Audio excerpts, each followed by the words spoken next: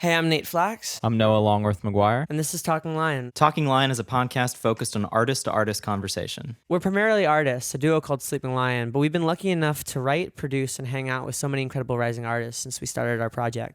Whether it's at sessions or parties or over cups of coffee, we've talked with our creative friends about everything. Music, life, love, and all the subtle complexities that come with being in the middle of a journey. Talking Lion is about hitting record on these conversations and sharing them with you. There's no real structure, nothing really prepared, just friends talking about life and what it's been like and where it's going. We now have a Patreon for fans of our show to help keep this going. Subscribers will become a part of the show in various ways, from providing questions to our guests, to getting a shout out on the show, to actually being on the show to chat with us. We'll even send you a mug. So check out our Patreon at patreon.com/talkinglion. We recorded this episode with our close friend, Kira Kosarin. I run into Kira a couple times around LA, but we only really hit it off when we both wound up at the same Shabbat party hosted by Matthew Chaim. Shortly after, we all went into quarantine, and Kira and I spent hours FaceTiming, eventually protesting together and forming a quarantine pod. She's now one of our closest friends. Some context for this interview. We've been in quarantine for a few months with Kira, so we recorded this interview in person. She just released her EP, Songbird. A prolific songwriter, incredible vocalist, and distinguished actress, Kira Kosarin is one of the most talented and kindest people we've been lucky enough to meet. She's brought a very positive light to us in this very strange time. So, without further ado, I'm Kira Kosarin, and this is Talking Lion.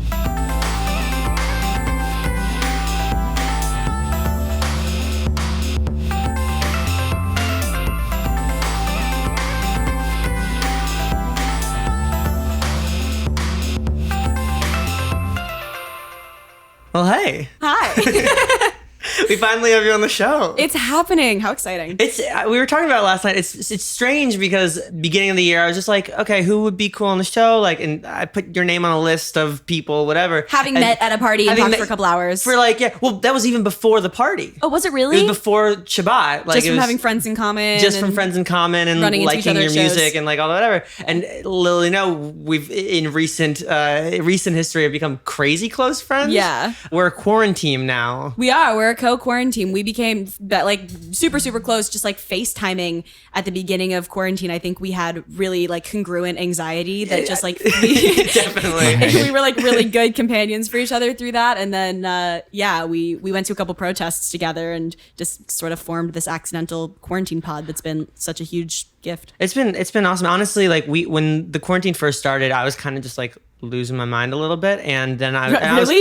As people were, but like I don't know, it was a very kind of like, as people I imagine experience, like it was a very primal kind of anxiety, and I was like, who else is freaking out? And I'm like looking through my story, I'm like, nobody's freaking out, and I'm just like, wait, Kira's also freaking out about as much as I am. So I was like, hey, are you terrified? And you're like, yeah, I'm terrified. Yeah. So I appreciate just like keeping me sane during the early days of quarantine. You too. It's really funny that we're doing this podcast, like talking, because like, I mean, all friends talk, like that's what you do in a friendship, but like we talk. That's all we do is talk. Well, I mean, the first like day that we actually hung, because we had met like a couple times before, but it was really weird scenarios. One was after your show. And it was a very awkward show, and I was super stressed. It was, I've talked about this story before, but it was a show that like 3 or 4 exes of mine showed up to unannounced, and I had to sing songs about them and watch it register on their faces. And I had a bunch of sound technical difficulties. And so I just came off that stage going, did that just happen? And then all of a sudden there's a wild Nate Flax appeared. I'm just like, hello, I know like 8 of your friends, and I think we could be friends. And I was like, cool. Yeah. My brain can't process this right now. Let's talk later. And then it was like a John Bellion concert. You were like waiting for an Uber, and I'm just like, oh, I know you, and you're like, nice to see you. I have to catch this Uber. Yep. That's like they came like on the other side of the street, and you're like trying to cross like from the bottom of the Greek or whatever. But what was funny was that like Shabbat, I was just like, oh, we're like the same person. We have everything in common. I was trying to get a harmony, and instead I got a minor second. Love that. Yeah, Nate met my mom recently, and my mom decided that she is the son version of me, which is lovely. I'll take it. Your mom's love is actually all I've. That's the only parental need that I have. It's just, perfect. Well, it was funny. Your mom and I were talking about Broadway stuff and life stuff and everything like that, and she's just like, yeah, you see it all the time. Like people are only as good as the friends they keep, and I'm like, that's my whole ethos. Like, that's so cute. Mama Kosarin, I feel so seen. Lauren. Lauren. Oh, Lauren. Oh, We love Lauren. She's the best. She's the best. Well, I think that's actually a pretty solid segue for childhood. You Oof. know, whoa, like Let's get deep real let's quick. talk. I mean, you talk about your parents. Who are your parents? Like, what was it like growing up? You Yuck. you had like a musical family. I relate. I feel did. that. I never stood a chance, man. I was doomed to this life in the most beautiful way. Yeah. So my parents were Broadway theater folk. My dad was a music director and arranger, as well as my uncle. My uncle's kind of Alan Menken's right hand man, which was always really cool for me growing up. My mom was a Broadway actress, singer, dancer. So I actually kind of grew up backstage at the Lunt-Fontanne Theater in New York. My mom was doing Beauty and the Beast, which my uncle was coincidentally conducting, and my dad was doing other various gigs as I was a kid. I think he was doing Children of Eden at that time, and so I just like kind of always knew that was like where I fit and like what I wanted to do with my life. It was never really a question. My dad, I remember, sat me down when I was really, really young, probably like 4 or 5, and basically said, like, you don't have to go into music, you don't have to make it your life or your career, but it's a language we speak in this house. Wow. And so you have to learn the language so that we can speak. So, he put me into piano lessons and, taught me singing lessons and taught me theory and taught me the basic structure of songwriting and chord progressions and like kind of all of the, info I needed as a kid. And, my parents and I would harmonize in 3-part harmony. I've always been a huge harmony nerd. Like harmony has always just kind of like come to me pretty naturally. And so, my parents would be singing and I would join in with them. And it got to the point where we would have these sort of unspoken rules of like who would take what part, because like things would happen where like, it would be a birthday party and we would all be singing happy birthday and we would all go to the harmony. So we had to come up with a hard and fast rule that whoever started singing has to stay on the melody. The next person who comes in can take the third, and the next person can take the fifth. That's great. It's funny you said it. The Von Kosarin family singers. One of the, I think the memory, like this will be stuck in my head forever, was when we were at your house, and your mom and your dad launched into You Know Better Than I, which I knew from like the Joseph movie. Yeah. And you guys suddenly just like launched into it, and it was gorgeous. It was awesome. I remember you just like giving your mom like a tap when she hit. I think she hit the third when I pointed at her and I pointed up. Yeah, I was like, I saw this very tacit, like, you know the rules. Like, I love that you caught that. That makes me so happy. Well, yeah, I mean, it sort of became a survival mechanism at parties because, my dad is very much like me in the way that he's a very, very social guy. But when his social battery runs out, it's run out. Yeah. And so what he always used to do at parties is if there was a piano, he would find it. And as soon as his social battery ran out and he no longer felt like making small talk, he would just go to the piano and start playing. And then inevitably my mom and I would start singing and it would become a jam night. And it was always really, do you guys ever really consider lovely. having a family traveling show? Or taking it on the road?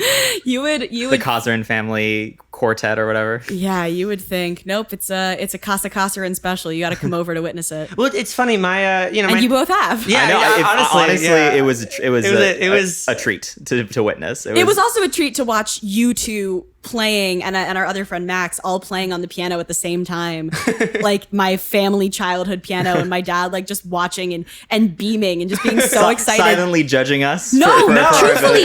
Truthfully, so excited, sizing us up, but also I think we passed the test. I think we passed the test. Yeah, absolutely sizing you up. We were all definitely like because your dad's really good. Like we were all just very quietly nervous. I will say, my dad did mention, he was like, "Your friends are really talented." They were all shaking, and I was like, "Yes, rightfully so." Well, he's also extremely like, he went down and we played Waving Through a Window, so we were all like the three of us kind of lined up like it was a chorus line. I will also interject here.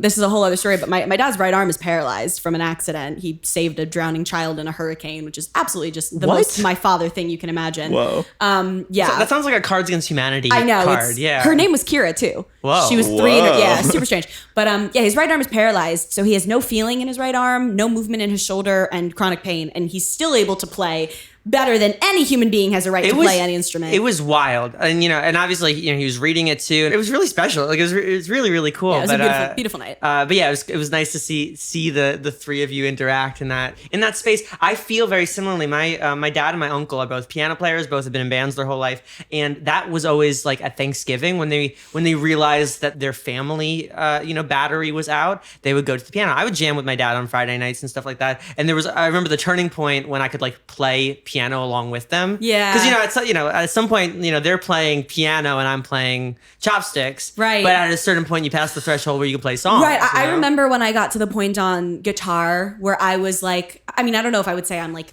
as good at guitar as my dad is at piano, because obviously he was a professional. I guess I'm technically a professional too, but I remember when my guitar skills were able to match his piano skills to where like I could play songs by ear. Right. The first time listening to them, or like I could improvise along with him. And the first time he was playing a James Taylor song on the piano and I picked up my guitar and I just started playing and singing with him in harmony. And I was like, okay, cool. Now we are in some way musical peers. You can speak the language. Exactly. Yeah. I can speak the language. We can have a conversation fluently. Right. Oh, what a lovely full circle moment, Noah. It was beautiful. Well, I'm sure that's how he felt too. Yeah, absolutely. Well, he did buy me my guitar with the express rule of, I'm going to buy this guitar for you. You have to learn how to play every James Taylor song for me ever.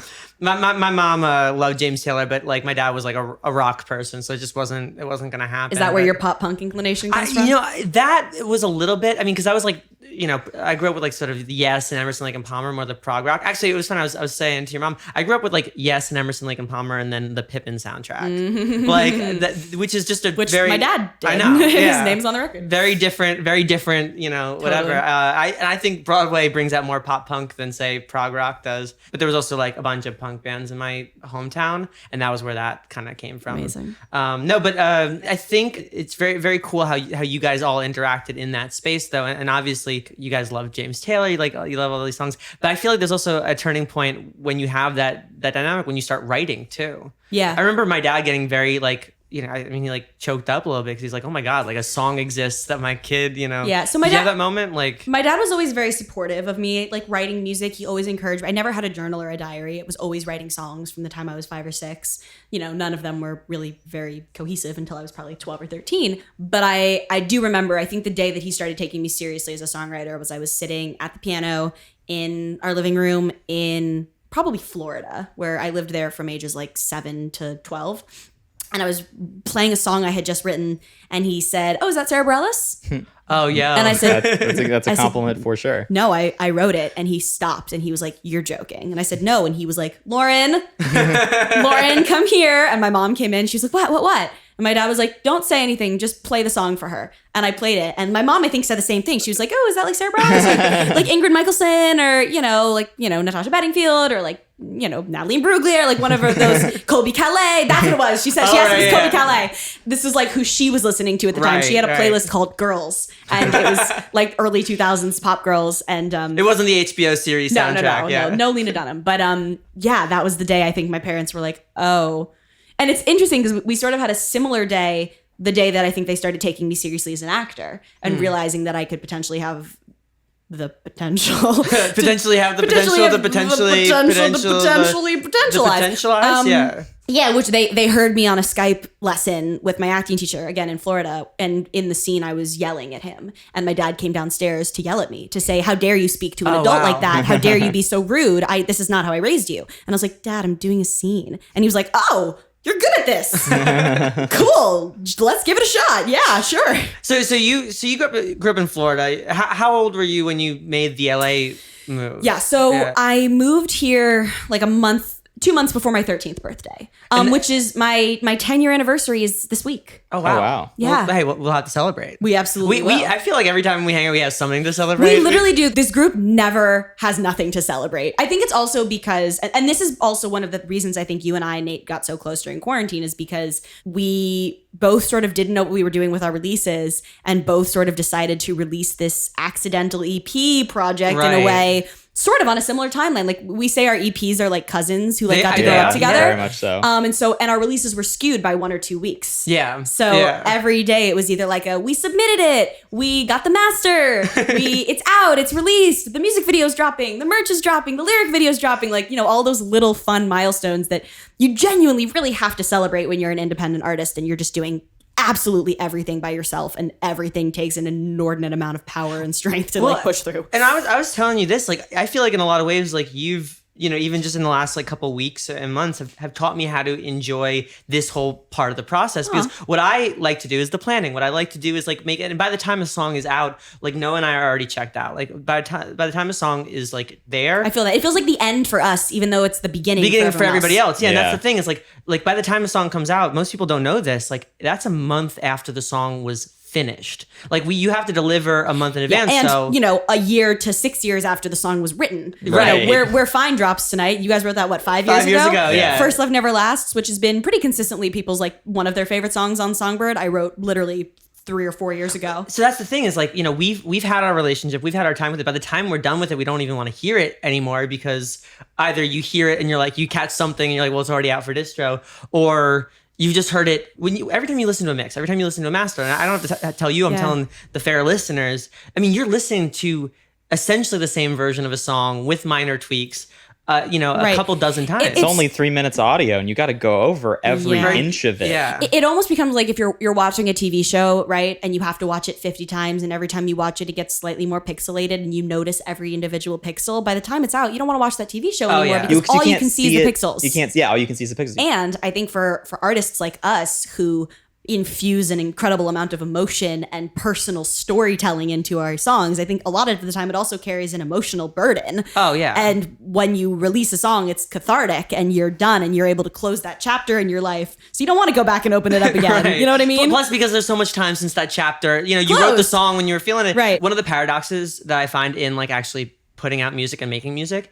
is that I would argue one of the most important experiences for somebody having a relationship with a song is the first time they hear it. Mm-hmm. I will always remember where I was when I heard, like Happy by Julia Michaels for the first time. You're not afforded that experience as an artist. And you can't get that. And what's really interesting is that we have to make a song curated towards, on your first listen, is this going to be a magical experience? And we are incapable of having that experience for ourselves. I will say though, some of my favorite songs of all time and favorite albums of all time, I absolutely hated the first time I listened. True. And they've become the most meaningful thing in the world to me. So I don't necessarily think that's the end all be all, but I do think that that's like a lovely, magical part of listening to music that we don't really get to enjoy with ourselves. However, one of the nice things about having a little pod of musicians like we have is that we get to give each other those moments. Yeah. And, the first time that you and I hung out with our little co-quarantine group that we spent a good amount of time with happened to be the night that Loving You Silently, one of my songs from Songbird, came out.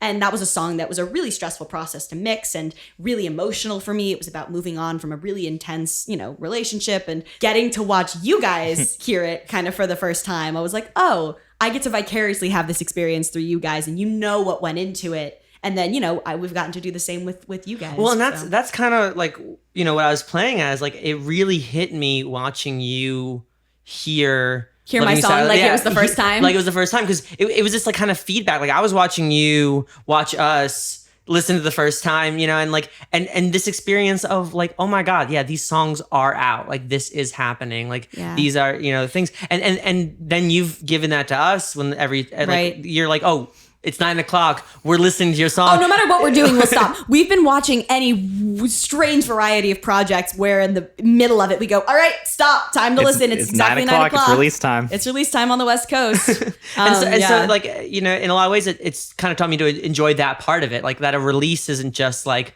oh, now, cross your fingers for Spotify. Oh, let your manager do the thing. Like it's been like, oh, this is a song that I care about and I liked enough to put out. I can actually enjoy this and watch my friends enjoy it. It's not a period, it's a comma. Yo, an ellipses? I hate it. Thanks, I hate it. What about a semicolon? Like that. Yeah, you've learned the good art of shutting down any terrible joke I make. Yeah, you've honed the skill. Nate, I knew what I signed up for. Truly. I'm in it for the puns. Yeah, you knew it was a snake. Yeah. Could have been a rug. Hey, she knows. I know. She knows what's up. So when you moved to LA, had you already booked the show? No. Okay. Oh yeah, I forgot I was telling that story. We go on tangents. Us tangents? We Never. do tangents. What are we, triangles? I hate it. So when I was in Florida, I knew I wanted to do theater because I love singing and dancing and acting, and just like, I never shut up, and I just needed to like be on a stage somewhere acting like a fool and being silly. And an email came around for an open call for a Nickelodeon show. And I really wanted to go. I was like, I'm going to get discovered. And I couldn't make it because I had a ballet rehearsal for a show that I had committed to. And my dad was like, listen, you made a commitment. You need to stick to your commitment. Maybe this will come back around later. But like, I didn't realize this was something you were into. And I was like, oh my God, all I do is watch Nickelodeon and Disney after school. And like, yes, of course. Were you watching like was it Drake and Josh and iCarly and stuff? It was a little earlier than that even. It was like, it was like Wizards of Waverly Place. Oh, yeah. Towards the later, I guess when I was in Florida, it was like Sunny with a Chance. Oh, okay. And I remember actually watching the title sequence of that show where she gets the call and goes to Hollywood. And my mom was like, is that something you would ever want to do? And I was like, of course, but that doesn't happen. Funny enough, Audrey Whitby, who was on So Random and Sunny with a Chance, ended up playing my best friend on Nickelodeon. Oh my God. Being my best friend for many years. Did you ever express that to her? Yes. That's so funny. Yeah. Oh, I told her that the first time we hung out, I was starstruck. I don't think I ever had like the TV inkling, but I did very secretly. I would never tell anybody. I wanted to be a part of the Naked Brothers band. Amazing. I was so upset. They are wonderful. I go to yoga with them. So anyway, all of this is to say, my dad heard rumblings of a Disney inclined acting teacher coming to Florida, teaching like acting workshops. And so he asked me if it was something I'd be into. I said, absolutely, sign me up. And the acting teacher came and I did this class and I felt like I was home. I felt like I had found my people, and I had the greatest time in this workshop. It was like a 3-hour workshop with an improv class and some scene work. And the acting teacher was like, you're good at this. Like you have something here. Do you want to maybe like come to this other intensive? So came to the other intensive in Florida. And then at the end of that, he was like, if you want to, I have a summer camp out in LA called Camp Hollywood. And this camp is still up and running. It's obviously evolved into something much more magical since then. And I've been a counselor now for years. Oh, wow. And I directed a short film for them last year that the kids were in. That's awesome. I've become a part of it. But he invited me out to LA. And the first couple days I was here, I got my agent. She was like, you got to move to LA. I met a manager who was like, you should really move to LA. And I got 2 or 3 auditions and I got callbacks on all of them. Was it overwhelming as a kid having people being like, oh, come to LA, like you should? It wasn't even overwhelming so much as absurd. I was like, what do you mean? I live in Florida. Like, what do you like? I have to go home next week. I have an 8-week ballet intensive coming up. Like, what? And I remember actually being in the meeting with who became my agent as a kid, and my dad being like, go outside for a sec. We're going to talk for a second. Like, He really wanted to shelter me from the business side of things, which I'm really grateful for in retrospect. And yeah, he sort of came out of it and was like, if this is something you're really serious about, let's go to LA for 6 weeks and see what happens. Now, granted, there are other sides of this, one of which being that my dad had an accident, was on disability, no longer working, and his job was the reason we lived in Florida. So, it wasn't the arm thing, was it? Okay, yeah. So we no longer had a tether to Florida necessarily. Right. So I was 12, decided to come out here, went straight in high school. I skipped a couple grades. That's a whole other story. But I went into high school and I was only going to stay for like a semester or maybe a year if we liked it. And I literally never went home. We decided, I didn't book anything, but I was just getting really close to things and getting good feedback. Right. And more importantly, just loving it. Just loving being in improv classes and guitar lessons and music classes and taking dance classes with the best dance teachers in the world. And I just, all of my passions were really centered right here in LA, and it fit really well. And then coincidentally, my parents' best friends happened to live here. And so they got to have that. Yeah. So we just kind of stayed out here, and I auditioned for 2.5 years before I ever really booked anything significant. Within those 2.5 years, I got down to the final 2 actors for a given role, like went to the final audition. It was between me and them 12 times. Whoa. And every time it was the other person. Was that hard on you? Like, was that like, did you take that personally, or had you already built up a kind of like rejection defense mechanism? What's funny? No. It didn't really, because, and this is also very much thanks to my parents and the way that we've kind of framed what this whole career was the auditioning was the job to me. The job was do a great audition and make a fan. And that was it. That was all I was expected to do, was prepare the best you can and try to come out of every audition being proud of what you did. And that was it. And that was fun for me. Are you kidding me? To be able to go into a room, at this point, most of the things I was auditioning for were comedy, which came very naturally to me. I was a super silly, ridiculous kid. So I was able to go into these rooms of adults and try to make them laugh. Are you kidding me? Like, there's nothing I could imagine more. I was an only child. I loved adults. I just wanted adults to like me. I had no friends my own age. I still barely have friends my own age. I still want adults to like me, and I'm an adult. Yeah, literally. So, yeah, no, it really was just that. And then the first time I booked my first job, it was a super small guest star on a Disney show called Shake It Up. And I remember being on set with Zendaya and Bella Thorne. And I remember being on set and being like, oh, there's something on the other side. Oh, shit, this is the job. Wait, this. And then I think I had a little bit more of a fire under my ass to like get these roles. But yeah, so 2.5 years in, I booked Thundermans, I went from kind of 0 to 100 real quick. And we were originally just a show with like, 7 or 8 episodes. And then we just got extended. And all of a sudden it was 6 years and 105 episodes and Holy shit. 72 countries later. Yeah. That's, and that was the thing is like, we've had this like funny experience of learning about your life backwards. Yeah, well, Right. because most of my friends are 2 years older than me, again, because I skipped 2 grades and my Right. peers have always been older, I'm sort of lucky in that most of my friends were just 2 years too old to have watched my show. Right, So I really right. get to meet people with a clean slate, which is nice. Well, it was funny because we did go back and like watch, like we didn't watch an episode, but we watched like, some of the interview stuff like that. It seemed like almost like a different world or like a different. I was a different person. Yeah. In every way. What was, say, like a high and low? I mean, obviously, finding a high and low of 6 years Right. is crazy, but like, what would you say was like a high of the experience, a low, and what's something maybe you learned like Yeah. from So, that? Yeah, I would say that the highs of the experience were the live tapings, because it gave me that element of live performance that I really love, whether it's theater or music or whatever else. The biggest thing that I'm grateful for from the show genuinely is that I get to travel the world. They used to, every hiatus, they would send us to do press in other countries, and I've been to almost every continent with Nickelodeon, and that's, I know, a ridiculous opportunity that like I'm just stupidly grateful for. This is such a silly little thing, but like winning a Kids' Choice Award was really cool, because if you had asked me when I was 10 years old, what's your number one biggest pie in the sky will never happen dream? It was, I want to have my own Nickelodeon show and I want to win a Kids' Choice Award. that's awesome. And then they happened. So like to have been, which I will say opened up a whole other can of worms, because then I was like, What oh my now? God, my Like- life's biggest dream Right. is different. It has been, my life's biggest dream has been achieved. So now what? I was gonna ask you like when you get the thing you want, what do you do? Right. That's And the point.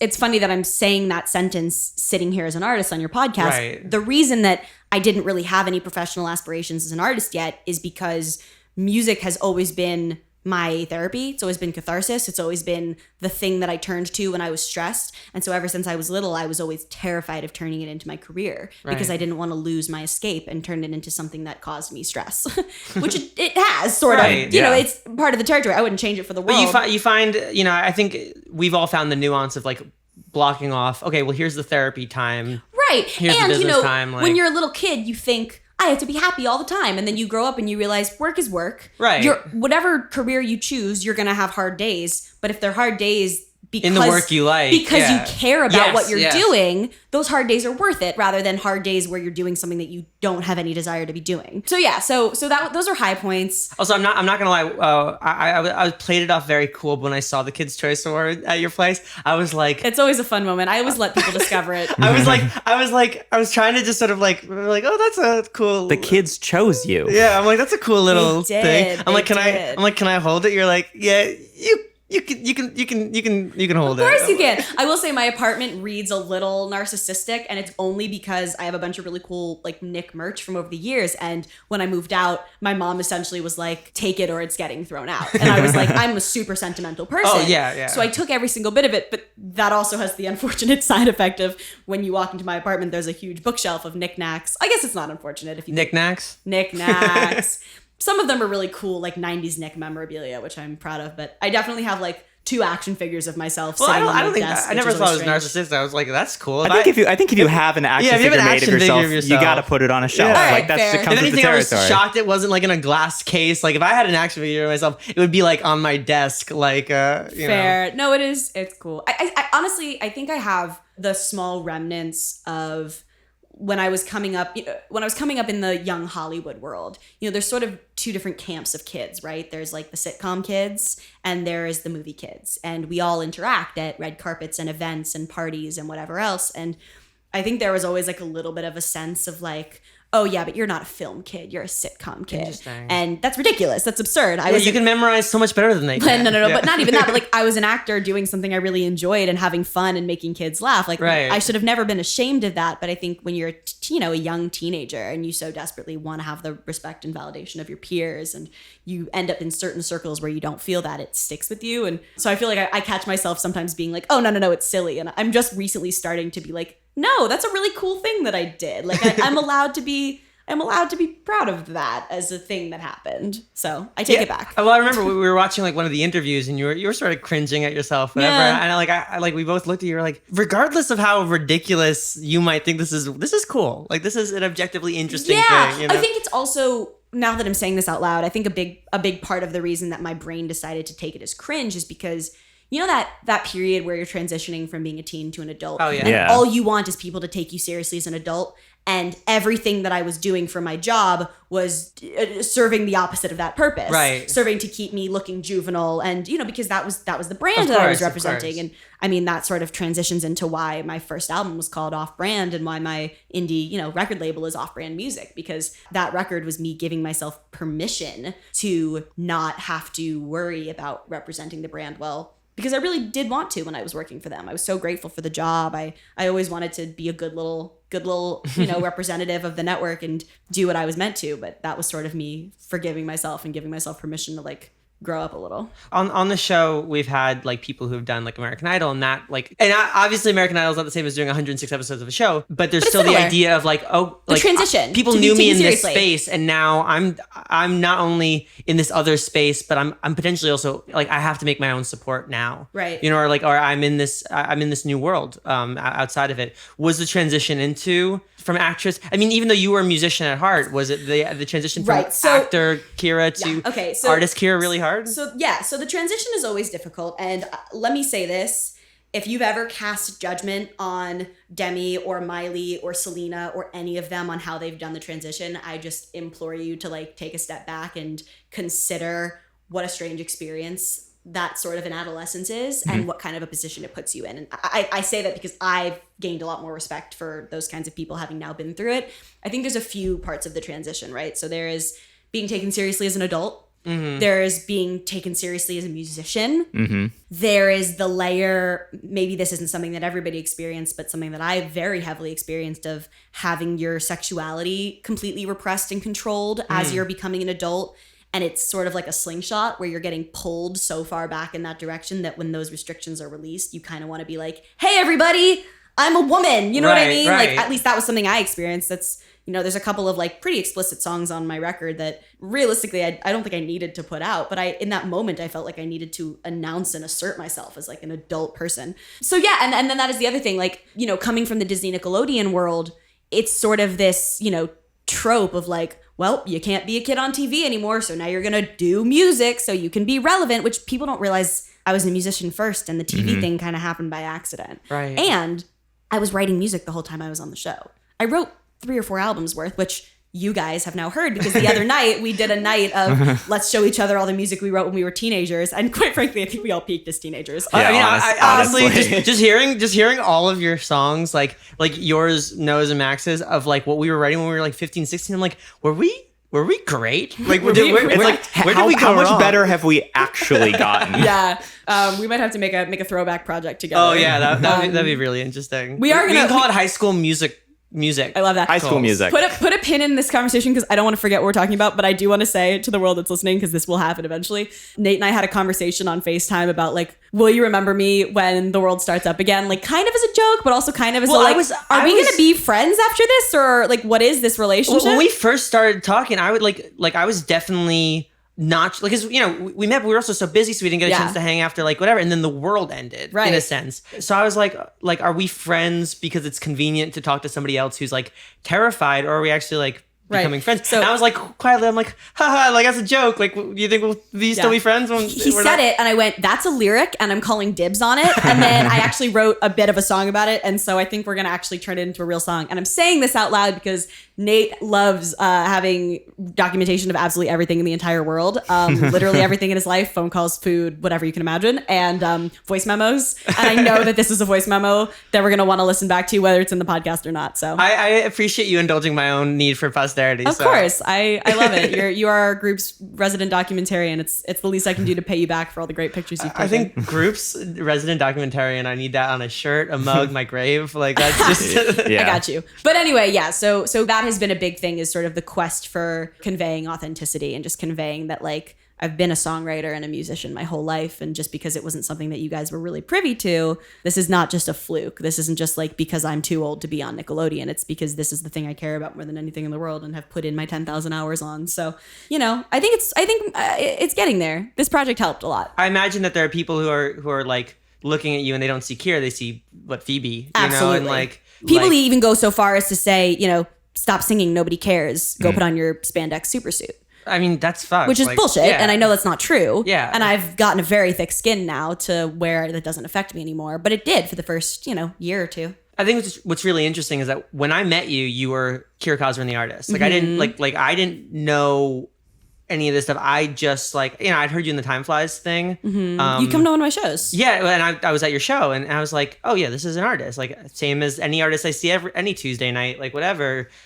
She's really talented. She's playing guitar. Also, you can dance, which I can't do to save my life. You were really great, but then when you were expressing people don't necessarily even know that I do this, holistically, I'm like, okay, that's crazy to me. Yeah, because you're an objectively better musician and artist than people that we know and have seen on some of those stages. Like your theories, nutso. Like your melody writing and lyric writing is crazy. Like it's not just you are an actor who happens to know how to play music. You are like a musician on an academic level who happens to act. Thank you. Which is nutso. Like that's yeah. There are certain parts of your melody writing and your theoretical basis that run circles around ours and people that we know or work with or whatever. That if people are listening to music, there's chord stuff, there's melody stuff that is really complicated and really intriguing, and the fact that you're able to make it just work is awesome. So I appreciate that. I will say I think part of what kind of stopped me from sharing music for a while was the overwhelming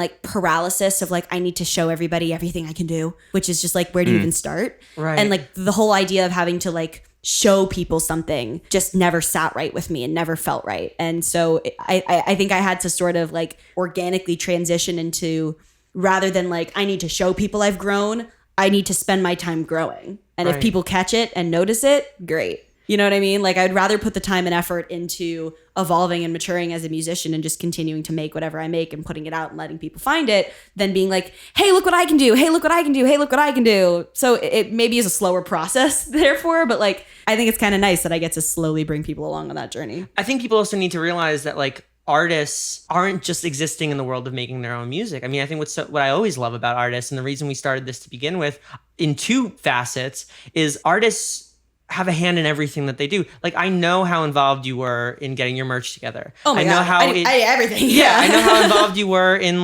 in your cover art and even the TikTok stuff. How do the TikTok videos tie into the songs and everything like that? That takes so many different types of brain functions. Yeah. It's crazy. And also, how do you show a public audience? How do you show a public audience that you're good at video editing? Okay, or that you mixed a song, or that you mixed a song, or that whatever. I've always thought that a genuine capital T talent of mine is talking. I'm how do you show that to an art? Well, I think you figured it out. Only took us 2 years to get it, to actually start this thing. But that's the thing is artists are constantly trying to figure out, how do I show this audience that this is who I am? How do I show them that I can draw pretty well? How can I show them that I bike every day, Yeah, I think I also had a little bit of a hurdle to get over in terms of again, not wanting to appear narcissistic, right? And I think that comes from the fact that I was a young kid in Hollywood and I was sort of taught the only thing that matters is that you're pleasant to work with, right? Which is on its face a lovely sentiment. Be kind to everyone, respect everyone, whatever. But the way that my brain kind of interpolated that was, don't be a burden. And especially as a woman and a young woman in Hollywood, it's just coalesce, do what you can to be collaborative. And as an actor on the whole, your job as an actor is to play a part to help tell a larger story. You're a very small piece in a very large machine. And then as an artist, your job is to be as you as possible and to be as concentrated and outwardly you and be your own brand. And you're making your product, you are your product, and you're selling your product. Right. Yeah. And you have to, on some level, enjoy your product because you have to consume your product as you're making. You know what I mean? So well, you're an actor, writer, director all of a sudden. Yeah. Like, people don't, actors don't write their own scripts. And yet here we are writing our own songs, making our own worlds for them. Like, it's just a totally different job. And living the brand of the artistry, the brand of the music, etc. I think people don't realize the world of difference between like a session musician and an artist. A session musician, they're given a piece of music, they come in, they're incredible musicians and they're extremely talented, but they come in and they do it. I feel like actors in a similar sense, like they are conveying this other bigger machine. Whereas when you're an artist, all of a sudden there's your pen and paper, there's your camera, go, Yeah, absolutely. I think that was something I didn't realize at the beginning. And I spent a long time just like looking for people to tell me what to do because I'm a really good student, right? Like I was always an A+. Like if you give me instructions, I will follow them well. And I'm good at that. And it was a real like mindset shift to go, that's not what this job is. This job is having ideas, figuring out a way to execute them, and then executing them, which is just entirely a different job. Well, and I think it also like comes out in how much you've taught yourself and how much you've learned in the artist process. Like, you know how to engineer. Yeah, like, I record and comp and tune all my vocals now, and it's been such a game changer. There are artists who don't know how to do half the things that you've had to learn to do. Well, that's just because I'm a control freak. Well, but also because like why, part of being a control freak, and we've experienced this, is why relinquish something to somebody who you don't necessarily know or trust or like whatever when you can figure out how to do it. But that's a whole nother can of worms. When it comes to off-brand, when it comes to that first record, I know you have mixed feelings about it. Absolutely, we've talked about it. Absolutely, and you hinted at it. Do you feel like you overswung? I mean, mind you, I love the record. Like they're interesting because that was my introduction to you. Yeah. Like, I think Vinyl, Area Code, and Take This Outside were the ones that like hit just because they bump, they're cool. How do you feel about that record? If you could go back, what would you maybe do differently? It's a record that I'm objectively proud of. I think the songs are really well crafted. I think I didn't really know enough yet about the mixing process or how I like to do my vocals or my vocal chain or stacking harmonies. I didn't really know enough about my preferences yet to really inject my stamp on them in that way, but they live in their own world. I think the thing with off-brand is I was trying to make music that sounded like the music I listened to instead of trying to make my music. And so while I love that project and I'm proud of it and I think it's a dope project and I enjoy listening to it genuinely, I don't really think it reflects me. And the reason for that is people heard that as my first project and so they think that's where I started. But what people don't realize is I was writing songs on my guitar and piano, like Songbird songs, essentially, my newer project. I was writing those songs for years and I was sick of that by then. And I was so concerned with being cool, quote unquote, coming off of Nickelodeon that I was like, I don't want to be a girl singing about boys with my guitar. That's lame. That's basic. Like, I don't want to be Taylor Swift. No shade to Taylor Swift at all. She's incredible. Don't come for me, Swifties. But people do say like, oh, the singer-songwriter who's writing about boys. Exactly. Like, in that time in my life, I didn't want to be seen that way. And so I was like, all right, well, now I have access to all these dope producers. And I was able to go in and be like, here's the Kehlani record that I can't stop listening to. Here's the SZA record that I can't stop listening to. Let's make something like this because I love this and I want to listen to it. And it was really fun and I really enjoyed it. But it wasn't me being vulnerable and authentic as myself and as an artist. It was me putting on a kind of a front. And the other thing that's really funny with off-brand is I really wanted to make music that made people feel confident and badass and made me feel confident and badass. And so I wrote all of the songs on Off-Brand from the point of view of essentially an alter ego who I called Bad Bitch Kira. And, I'm a very emotional, empathetic, kind of sensitive person. And I really wanted to adopt this persona of just a bad bitch who gave no fucks and was just too cool for everything and made music about that. And it was really fun to like live in that persona for a while. But after a while, it kind of felt embarrassing because realistically, that's not who I am. I'm an overly concerned with other people's feelings, very like communicative. I have no bad feelings on any ex I've ever had. I'm like I'm not that person. Like I'm a very like vulnerable, emotional person, and my music really didn't reflect that at that point. So I'm really glad that something like Songbird is out now. I remember like listening to stuff from Off-Brand like after we become friends. I texted you. I'm just like, who is this? This is a totally different person. Specifically because like take a song like Area Code. I know you well enough that like you don't get that kind of angry or that kind of like snarky unless somebody really like gets there. Right. Like, so you know what that was? Yeah. So the reason that happened is because when I write music alone. Yeah. I take like this amorphous orc cloud of emotions in my brain and then I vomit them out into lyrics. And that's like the articulation pattern. When I was in these sessions for the first time, obviously you can't do that. You have to collaborate. So I would go, here's a story about what's happening in my life. Then I would hear their opinions bounce back at me. And because these were strangers who I was trying to impress most of the time, I would tell the story through the lens of like, haha, listen to this dude and what he did. Isn't that stupid? And they would be like, yeah, bro, let's write a super sassy song about it. And I'd be like, yeah, dude.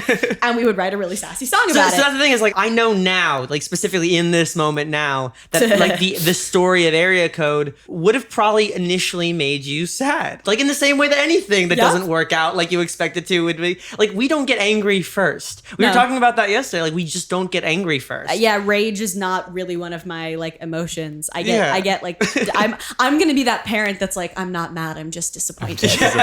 Which cuts so much deeper. Oh my God. I mean, but it's also just like Jewish parents like wield guilt like a knife. Like it's just like, you know, that's the thing is, but then you listen to it and that's a snarky ass song. Oh, they're like, all that's snarky. Like, yeah, you know. They're all snarky. So is Love Me Like You Hate Me, which I'm so embarrassed that song exists. And it also, for what it's worth, the actual story that it's about is really not as filthy as the song sounds.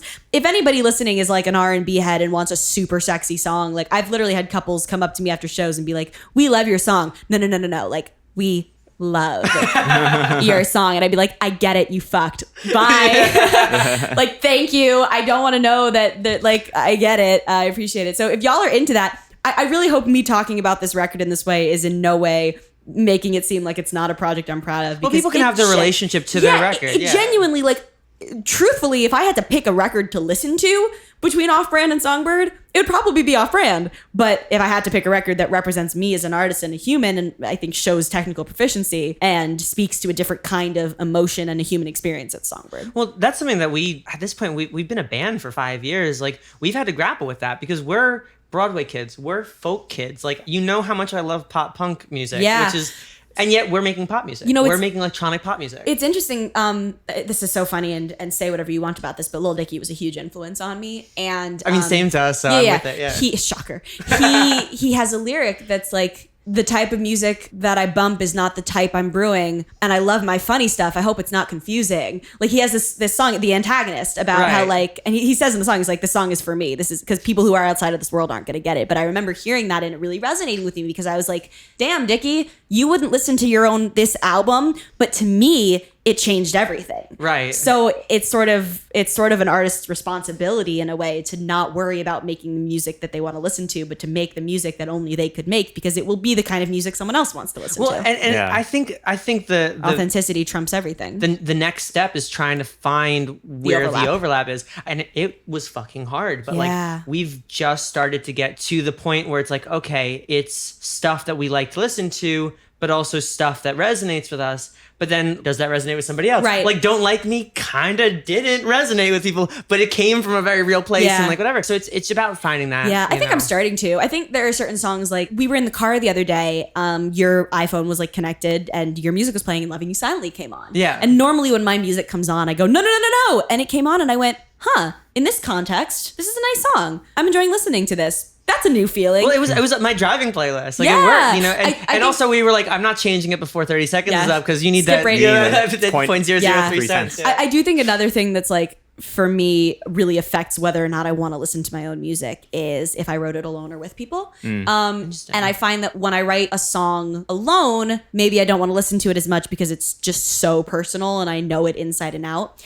When I write a song with people, it feels more foreign and maybe I want to listen to it more, but it also, I don't really care about the song as much because it doesn't have as much emotional attachment for me. So it's sort of a trade-off, right? Of like, if I want to write a diary entry alone, like Songbird mostly was, or if I want to go into a session and make a fun song like Take This Outside, that didn't really come from me. It came from a group. Well, session stuff is really weird because, you know, so strange because you're essentially writing something that you are going to be the one to say, but other people have. But you're bringing people into the writer's room. I mean, it's like you're the writer, director, actor, but you also have a writer's room for what you're gonna say. Mm-hmm. I think that's our job. I mean, a good writer gets that out. I mean, like one of the reasons we're excited about We're Fine, it's the first 100%er that we've put out in a while. That's why I was so excited about most of Songbird. Exactly. When First Love Never Lasts came out, I was like, I wrote this song on my guitar, and you are hearing me me and my guitar. And like Songbird, I wrote at 3 a.m. on my balcony alone, and the way you're hearing it is the way it sounded when I wrote it in 20 minutes in the middle of the night. And that was really exciting for me. Well, there's the segue. Let's do it. Let's get into it. Let's get into Songbird. Are we doing it? We're getting into Songbird. What I love about the opening of the record is that it is essentially a statement. You have written an introduction that is, from an essay standpoint, like, this is the thesis, this is the ethos, this is the sonic space. You know, so it's a folk atmospheric track, not too many bells and whistles, just your voice doing its thing. It's a declaration of me returning to home a little bit. Right. Where did the concept of the Songbird and like the name come from? And then Sure. So how that song's gonna be? Yeah. So Songbird has a few different meanings, right? It has sort of a physical meaning, it has a little bit more of a metaphorical meaning, and it has a little bit more of an emotional meaning. So It's got layers, you know? yeah, layers, baby, like an onion. So sorry. The physical layer of it is Songbird. For me, it was about returning to the songs I wrote alone, the songs that were my diary entries, the songs I wrote on guitar, the songs that I thought, quote unquote, weren't cool enough when I did Off-Brand. So when I write session stuff, I'm in the studio, but when I write my diary songs, I always write on my balcony at my apartment. And my balcony is like my favorite place in the world. It's where I absolutely live my entire life, which is why the first lyric of the whole EP is on a balcony on a summer night. And I was sitting there playing guitar, and the way my apartment complex is set up, people kind of walk by all the time, and, you know, I'm only like 3 floors up, but people never really look up very often. But every once in a while, someone will sort of hear me playing and sort of look up and go, huh, and kind of keep walking. And I'm sort of at the same level as the birds. And so I just sort of was sitting there in the middle of the night playing and just making this quiet music from my guitar. And I kind of just thought, like, I'm like a little songbird up here. So that was sort of the physical element of it. I think the sort of more metaphorical element of it was, you know, I had been really concerned for a long time about what song to put out and what kind of songs to put out and what it was going to make people think of me and what effect it was going to have on the trajectory of my career and what assumptions people would make about me. And I sort of just was deciding to not really worry about that as much. And I was thinking, you know, a songbird doesn't worry about what people are going to think about the song it's singing. It just sings it because it doesn't know anything else. And because it's true and it's real and it's its voice. It's the way it speaks. And these songs for me are just kind of me speaking in my own musical language. You know, they're just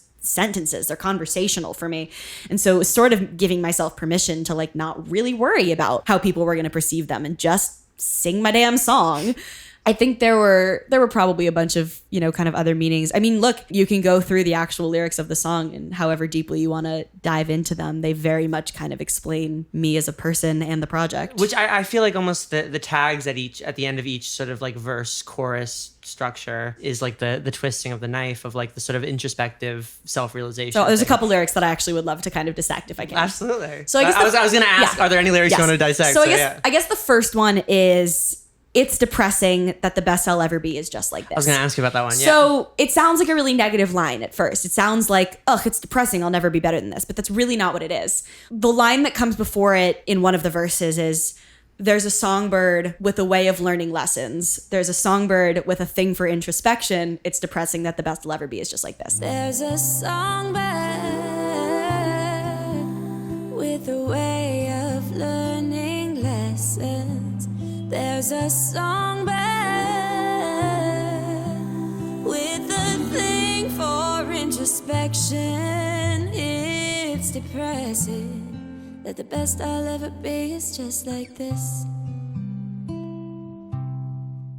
And what that is I was realizing in that moment that I think genuinely the best that my music ever is when it's just me, some emotions, and a guitar. Not to say like I'm better than anyone else who collaborates, but the time when my music feels the most me, right, and the time where I feel like I have something the most perhaps unique to offer is in that scenario. And so there's a songbird with a way of learning lessons is sort of a reference to Love Me Like You Hate Me. And like I had to put out a song that I didn't really want to have out into the world and feel that anxiety and everything that came with it, and then watch people like it in order to sort of like learn a lesson about like, okay, what kind of music do I want to represent me versus what's just music you make on your own. there's a Songbird with a thing for introspection. Like, I'm not a singer, I'm a writer. I'm a singer too, Right. but I really consider myself a writer first, and that's really important to me as an artist.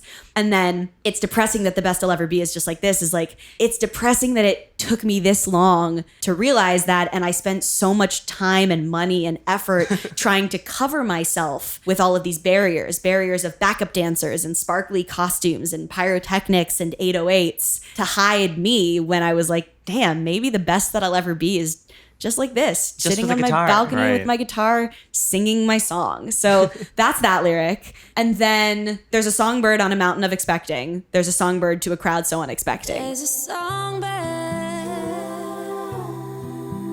on a mountain of expecting. There's a songbird to a crowd so unexpected. Right? So like, I'm here and people have all of these expectations about me and all of these preconceived notions. And now I'm giving you this piece of art that's completely unexpected to you guys. Nobody knows that this is what I actually do, Right. especially after Off Brand and after Thundermans and whatever.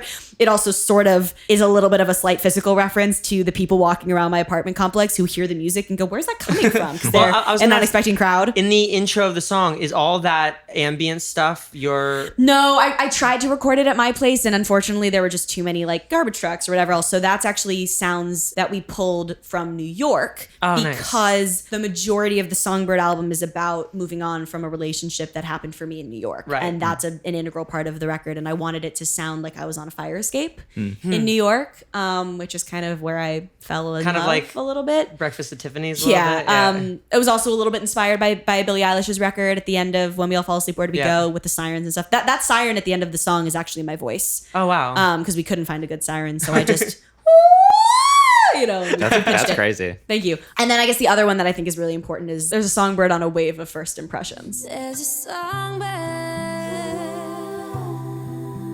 on a wave of first impressions. That was the one that hit me, I think, the most, is that, like, every time you put out something, that's somebody's first time. Yeah. Like, every time you meet somebody, we've had this sort of joke in the group of, like, making old friends. Yeah. Like, the idea that, like, you have this opportunity when you meet anybody to meet somebody who you might know for a very, very long time. Right. And, yeah, like, first impressions, people are like, oh, first impressions don't count. I'm like, actually, for us, like, there was, like, 4 or Yeah. 5, but it's like, but that's the thing, is when you put yourself out there, you are making an impression, you know, and it is like a wave, especially you know? because Yeah. also, people knew me as a character, and music is really one way to introduce people to you as a person. Also, I just really like that the song lives in 2 planes. It lives in a physical plane and an emotional plane. A songbird on a mountain, a songbird on a wave. Right. Like it's a very physical, visual idea. And then it's also a mountain of pressure or a wave of a surge of things coming Right. at me. It's sort of, damn, I'm kind of proud of this song now that I'm talking about this out loud. I forgot about what went into this, especially because I wrote this song in about 20 minutes in the middle of the night. People don't realize, like, oftentimes if you're really feeling a song, it pours out and it's your brain trying to say, it's like a dream almost. Yeah. Like, where like sometimes you're like, oh my God, there's like so many metaphors in this dream, but also like, Yeah. at totally. first you're kind of like, okay, well that line just sounded nice. And then you like, you take it apart and you're like, oh my God, like my brain knew this, but it took me 2 months or 3 months or, to actually realize what my brain was trying to tell me. Yeah. When a song pours out of you, and also you could sometimes just like freestyle stuff. I've heard you just like come up with stuff, but like clearly it's like, the gears are turning, So yeah, that's Songbird. You want to move on to FaceTime? Oh yes, this is great. Well, what I love about FaceTime is FaceTime's got a funny development story actually. Noah described to me this experience, and maybe Noah, you can parse through this a little bit too. When you are in a long distance relationship, I was in a long distance relationship with somebody in Chicago. That I ended, know. Yeah. Well, you know everything now. And so much of that relationship took place over FaceTime. And Noah referred to that space as the third room. Like that. Because in that moment, you stop being wherever you are. It's not just you in your bedroom and them in their bedroom. It's like you occupy.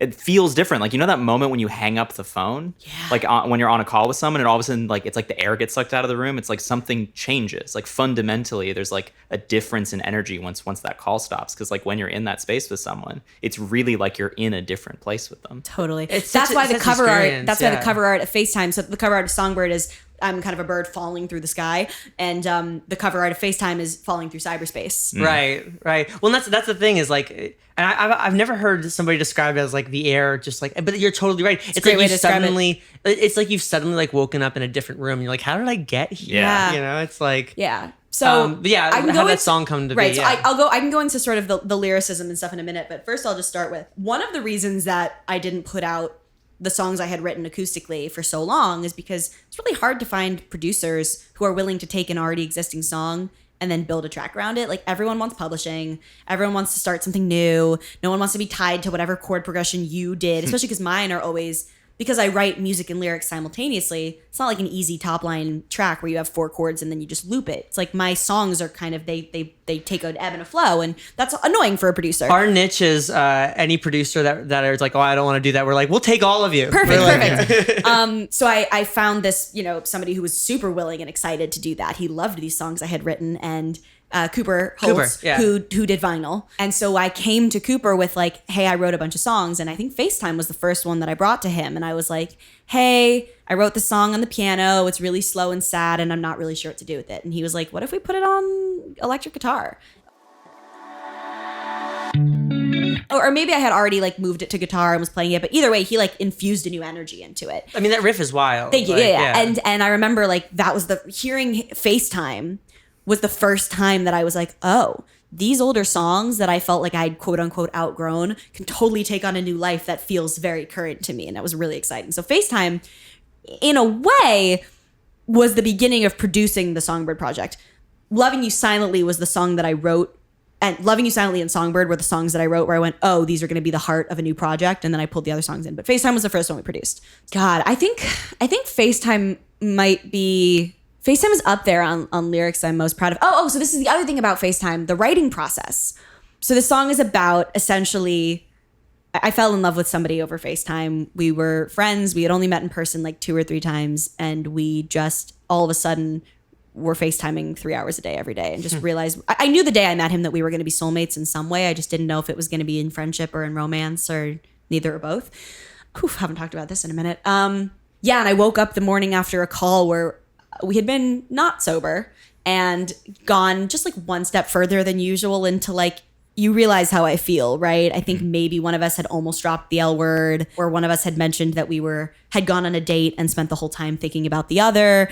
But it was just one of those, the adrenaline and the intoxication together made it so that I woke up and I really was like, what happened last night? Like, I know that I spilled the beans. And I know that he knows now that I'm really invested in this relationship, whatever it is. And so that's what the first verse of like, I can't remember what I said last night, but I think it went something like, I want you and I don't want to. I don't remember what I said last night, but there had to be a reason why I called you. I can't remember what I said last night, but there had to be a reason why I called you. Had to talk to you.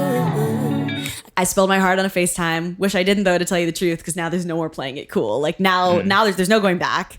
Spilled my heart on a FaceTime, and it's killing me to tell you the truth, because now you know I'm thinking about you. I spilled my heart on a FaceTime. Wish I didn't, though, to tell you the truth, because now there's no more playing it cool. I spilled my heart on a FaceTime, and it's killing me to tell you the truth, because now you know I'm thinking about you.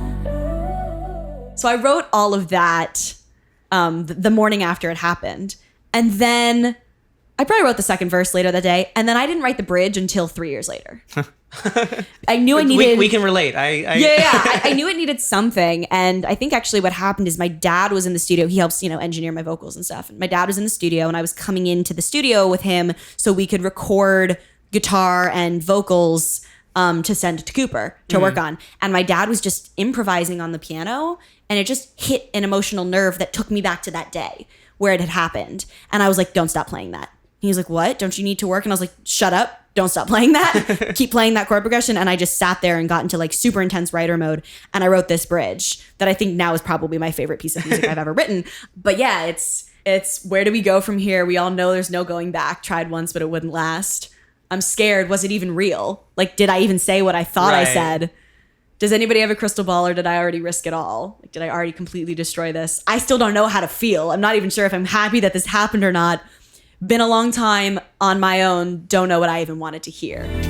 And where do we go from here? We all know there's no going back. Tried once, but it wouldn't last. I'm scared. Was it even real? Oh, no. Does anybody have a crystal ball? Or did I already risk it all? I still don't know how to feel. No, been a long time on my own. I don't know what I even wanted to hear. Because I didn't want to be in a relationship, and we were Right. in a long distance thing. So I was like, why do I even need him to know how I feel about him if nothing can even come of it, nor do I even really want anything to come of it? So yeah, that song is super, super emotional for me. It was also the last time that I saw him in New York. I played a show and he came and I sang that song in front of him for the first time, and How did he react? he loved it. It was a really special moment, and then things quickly crumbled and became arguably the biggest heartbreak of my life. But I got the songs out of it. So. There is definitely like a weird and wild experience about playing a song you have that has been birthed by an interaction you have with somebody for the person who inspired that interaction. Like that's It happened to me yesterday. I literally wrote a song about someone and sent it to them yesterday, and it was such a strange experience. well, especially too because we know how to interact in Real life, but In real life- when the body language cues are taken away, it makes things really hard. Well, and also I feel the third room accelerates time. Like I feel like when you go on a date with somebody, at best maybe you're there for like an hour or two or like whatever. But when you're in the third room with somebody, you're there for hours, and you're there for hours potentially every day. So all of a sudden you're on an accelerated course of Love Town. Because all you can do is talk. Yeah. It's like pure emotion. Right. It's not, you're not watching movies together or like eating Right. meals or all the other stuff that gets in the middle of regular dating. Yeah, I think you also when you're on a FaceTime, right, you inherently have less vulnerability because you have less human touch and connection, Yeah. and you crave that vulnerability, and so it pushes you to go even further sometimes Right. in the connection of friendship or love or whatever else. Well, and it's also because it's not conventional, because there is not that physical element. It's an insane choice. Like you are constantly making a choice. Yeah. And I feel like that choice is what is indicative of my definition of love is just choosing somebody and wanting them in your future. So if Right. I've chosen to talk to you for 3 hours every day, should I just call it what it is? There is also, I think, a little bit of a weird pseudo dependence that can form there, because you get to have the benefits of connection with the independence that you want. Yeah. Because whenever you're done, you don't have to make an excuse to leave. You just hang up. Right. You know what I mean? And so that also kind of makes things strange. And then the air leaves the room. Yeah. The next one is First Love Never Lasts. I like that you're doing this in order. I was thinking knowing I worked really you, hard on the order of the song. It's really important. There was a reason why I went through. First Love Never Lasts was the first song that I dropped after it had been a year and a half since I had really dropped music. Well, that was right when things were starting up in Coronaville. Yeah, right? well, I had planned this rollout and then kind of was toying with the idea of not doing the rollout, and then this was me deciding let's just do it. I also, because I was I don't have access to people to help me and film things and whatever, but if this whole record is about being as me as possible, why not just do it myself? Well, and what I love about conceptually First Love Never Lasts is this idea of how people move on. It's are trying to find these replacement versions of. So here's the thing with First Love Never Lasts. The actual meaning of the song was the old chorus, and we changed it and wrote a new chorus. And so the actual meaning of the song isn't in the song anymore, and it takes on a new meaning. So this song started when I was 18, had just broken up with my boyfriend, and the verse is, yeah, I got a new boy who looks like you, dark brown hair with a cool tattoo. He's got green eyes that fade to blue. I tell him that I love him, but I know it ain't true. Which I hadn't really started dating someone, but I was having crushes on people who look like him. And then, yeah, you got a new girl who looks like me, nothing in her hair, but she's so damn pretty with the brown eyes. She looks at you, you tell her that you love her, but I know it ain't true. And it wasn't really true, but I knew he had a crush on a girl who looked like me. So it was Right. sort of that kind of a thing. And I just thought it was a sweet little like verse that I was really proud of. And I wrote it in my parents' house when I was like literally a teenager. And then it just sat in my notes for years. And then I came back a couple years later and I wrote the song with a couple people. So the original chorus was, I keep trying to chase how it was, because his name was Chase. Oh, But how do you replace your first love? And that was the song is how do you replace your first love? And then in this new session, we ended up writing, I wanted to be your first and last, but baby, that first love never lasts. Just because we Right. thought it was like a cool play on words.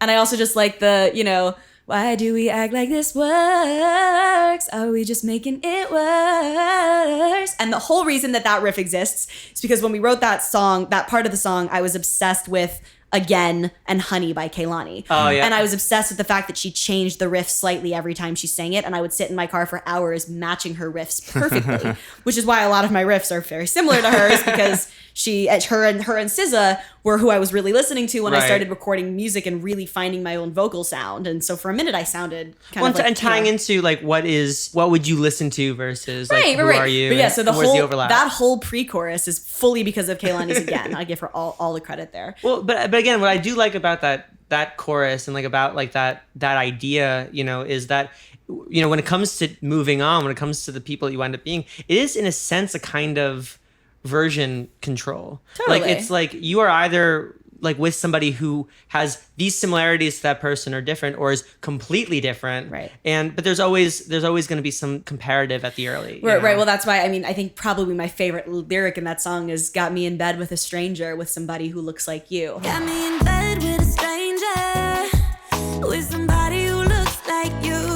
Yeah. Because when you crave that familiarity, like when you miss that, you'll take the diet version of it. Right. I'll take the sugar-free you. Yeah, the store Is that a brand, song? the sugar-free dibs. Dibs? I mean, you can have it. Yeah, Let's do it together. Yeah, let's do Fuck it. The generic version. We have it on for posterity. Yeah, Perfect. So that's First Love Never Lasts. And that was another song, like, because after we finished FaceTime, I was like, Cooper, you've done it. This is my favorite thing ever. And then when we started working on First Love, we worked on it for a couple hours together, and he was like, hey dude, like, can you like let me work on this without you being here? Because like I want to try some weird experimental shit. And like he's always like, I feel Right. bad that you're just sitting there watching. And I'm like, I'm learning how to produce, so I love watching this. But like, sure, I'll give you your space. And I went home, and that night I was right about to fall asleep, and he sent it to me at like 1:30 in the morning. Was like, oh yo, I forgot to bounce you this earlier. Here you go. And I listened to it, and I started crying. And because it was really a song that 2 months earlier I had told the guys I wrote it with to give it to somebody else, pitch it. I don't wow. really care about it. Whatever. I performed it a bunch. It was always fun to perform, but like, I just felt like I'd outgrown it.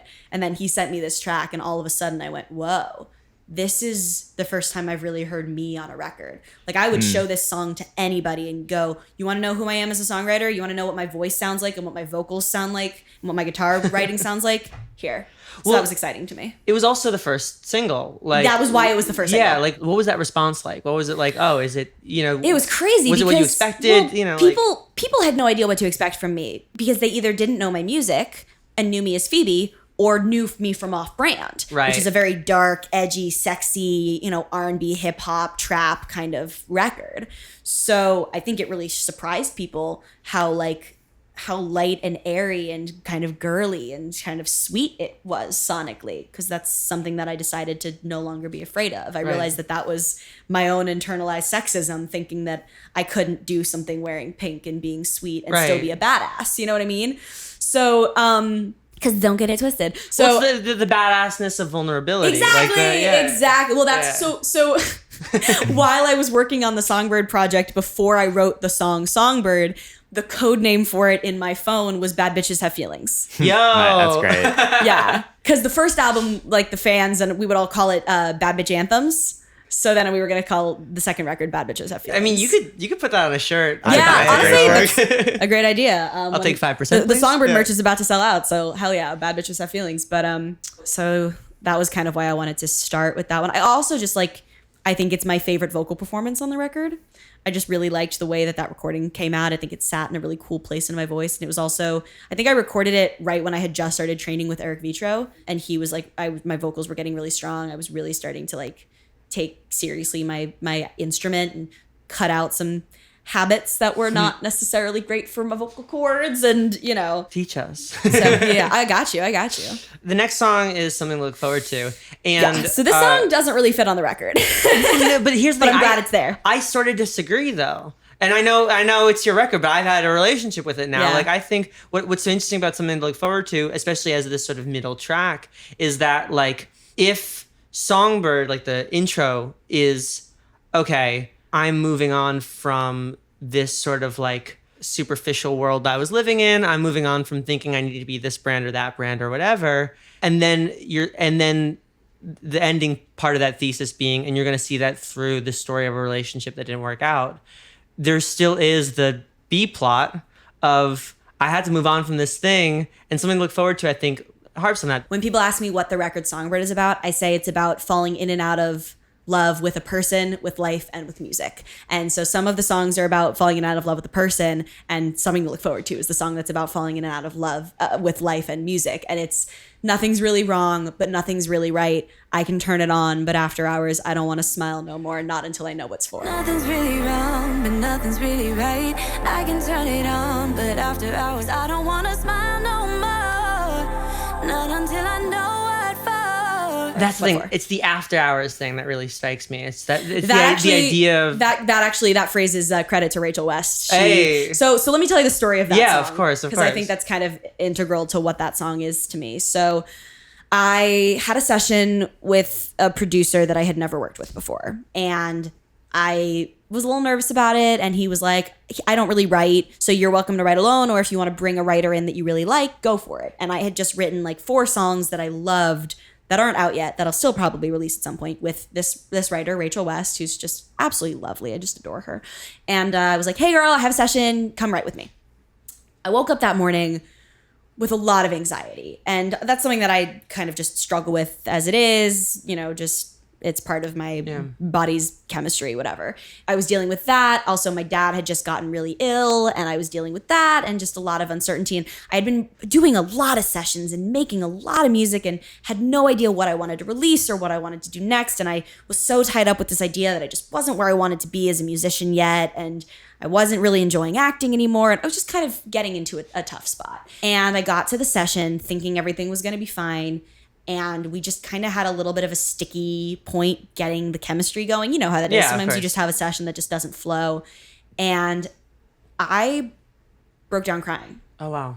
And they both kind of saw me and were like, whoa, whoa, whoa, whoa, whoa. Like, what's happening? Like, they were like, are you good? And I was like, honestly, no, I need to go. And Rachel was like, hold on, talk to me. What's going on? Like, why are... That's a good songwriter. Yeah. She was like, why are you not okay? And I through tears and bated breath and a quivering lip sort of kind of explained how I was feeling. I literally said to her, I was like, I'm sorry, like, I don't want to be sad again today, which is now the first lyric of the song. And I was like, I don't want to make you guys have a bad day. Like, I've really been not very happy lately. And I don't really know why I'm making all these demos and not really caring about them or knowing what to do. And like, I don't know, maybe it's just like a phase I'm going through. Like, I'm doing everything I'm supposed to do. So that's the second verse is, so why am I scared that it could all be going nowhere? Right. Could all be leading nowhere. And I said too, I was like, I feel like an idiot crying right now because I objectively have a great life. Like, nothing's really wrong. It's just like, I don't really have anything to look forward to. I feel like I'm on this treadmill. So I'm just, if you listen to the song, like I'm saying this. And she's just sitting there going, look at this. And she turns her laptop to me. Right. And she's essentially written the song. I mean, granted, we co-wrote a good bit of it, but I will give that woman her props. She took my mental breakdown and turned it into a stunning track. Some of the vocals from the original session are actually in the final track because I was crying as I was singing it. I was like, you guys, I can't sing it. She's like, sing it. Well, so you sound great. And so they're in there. So I love that story because it's always been my ethos. Like, we go on walks, we eat, we sit on the balcony, we talk, because if somebody wants to say something, they will wind up saying it. Like, some of my favorite songs of ours, but also that we've written for other people, have actually just come from the conversations that we have. And I think like the mark of a strong songwriter is just letting somebody, especially if they're feeling really intensely about something, just go. And when you think about how often you and I have just like said solid lines. I was on the phone with Max and I said, it sounds like they're holding a grudge for the convenience of it. And he's like, write that down. Yeah. It's just like, oh yeah, I can't tell you how often we'll be like, that's a lyric. That's a lyric, write it down. It's just like, but it's also what I really love about this song specifically, other than the fact that like it came out, kind of in the middle of this quarantine where we're like, oh, we all need something to look forward to. Well, that's one of the funny things about the Songbird record is that a couple of the songs came out during quarantine. People thought they were about quarantine, even though I'd written them 4 years earlier, like FaceTime. Right. And something to look forward to. I was like, nah, dude, this came from years ago. What is interesting is that, and I don't know if you even necessarily know this, but like something to look forward to was kind of like a turning point into how I saw you as an artist. I fully know why. Because we were, we didn't really talk that much about, like, we were mostly just trying to stay sane in the quarantine, but you, somewhat later one night, you texted me, you're like, I don't know which mix is the right mix. I ended up in this very strange situation where I had a mixer who was very talented and he did his idea of the mix and it was great. And then the producer who produced the song was like, hey dude, not sure if you're having anybody mix this, but I made a mix of the song. And they were so different that they felt like two different songs. And there were pieces that I objectively liked better from one and pieces that I objectively liked better from two, but I didn't really understand how mixing worked. I mean, in the past 6 months making the Songbird project, the amount I've learned about mixing is absolutely insane because I really started from nothing, and going through this process, I really had to learn like how to pick out exactly what it is that I'm hearing that's different and why it's different and how to change it. But then with mixing, as obviously you know, everything you changes everything else because volume, frequency, pitch, it's all relative. Right. So I ended up getting into this really stressful process where this song meant so much to me. And I was having people in my ear saying, this song's going to be huge. It's coming out during quarantine. It's got to be perfect. So I started panicking and being like, okay, I have to make this perfect. And you know me, I don't like putting people in bad positions, and I don't like making people do more work than they thought they were going to for the amount they're getting paid. And I don't like having to tell someone, hey, I like someone else's version of this thing that you made better. And like it just became this unbelievably stressful process where I just felt like I was going to throw up all day, every day. And so I think I turned to you because I kind of thought, okay, who's going to be able to understand the issues that I'm having as a human, worrying about causing other people problems, and is going to have the technical know-how to really help me understand what I'm hearing that's different. Well, you had your original vocals, which had all the emotion of the day one session. I had the new vocals that were recorded much better. But also, you weren't in that space. My dad preferred the new vocals, and I hold his opinion in really high esteem, but I really preferred the old vocals. But then the more I listened to it, I couldn't trust my own opinion anymore. And then we got the mixes, which were different, and different vocals. Well, and we've been, like, all I'll say is we've been there. Like, we had so much demo love, like, day one stuff. Like, I don't know how much at the end of the day of like We're Fine or Butterflies is like we tend to like Frankenstein stuff all the time, but I think what really hit me, like, you're not giving yourself enough credit when you sent me those two mixes. Like, you heard the difference and I heard the difference, but it was a mixing difference. Like, it was on a very technical level, very specific frequency thing. And I remember hearing it. I don't have good ears. I've actually spent a good chunk of the quarantine actually trying to get better. I was almost nervous when you sent it to me because I first listened, I couldn't hear the differences. Yeah, but then you sent me like a PDF breakdown. That, like, give yourself a little credit, bro. Well, but that was the thing, is like it hit me in that moment that I'm like, not only does she like care about her music on like a molecular level, but also she can hear shit. Like, she knows what, like, she knows her stuff. And I feel like, and it's not just like you, like, I feel like in general I like underestimate everybody or whatever, but it really, really hit me how much you care about your music, but also how technically savvy you are and being able to hear the differences in it. I think the way that I handled that mix was a big turning point for me in terms of the Songbird record and in terms of my career as an artist in general, because I was faced with a turning point where I went, okay, this version of the song is maybe arguably technically better in certain ways. This version of the song is maybe arguably more commercial in certain ways. The version that's a little bit more epic and big and grand. And then this version is a little bit more understated and a little bit more melancholy. And I think it speaks to the emotion of the song more, and it speaks more to what I wanted this song to be in the first place. And I had to really make this conscious choice of like, my A&R and my dad really like this big, epic, grand version. And they're telling me it could be great for sync, but there's just something in me that's telling me that this version represents what this song was meant to be. Right. And that was the choice I evenally made. Well, I was really proud you stuck to your guns. Like, that was really I'm cool. So shocked that I did that, and I'm very, very glad that I did.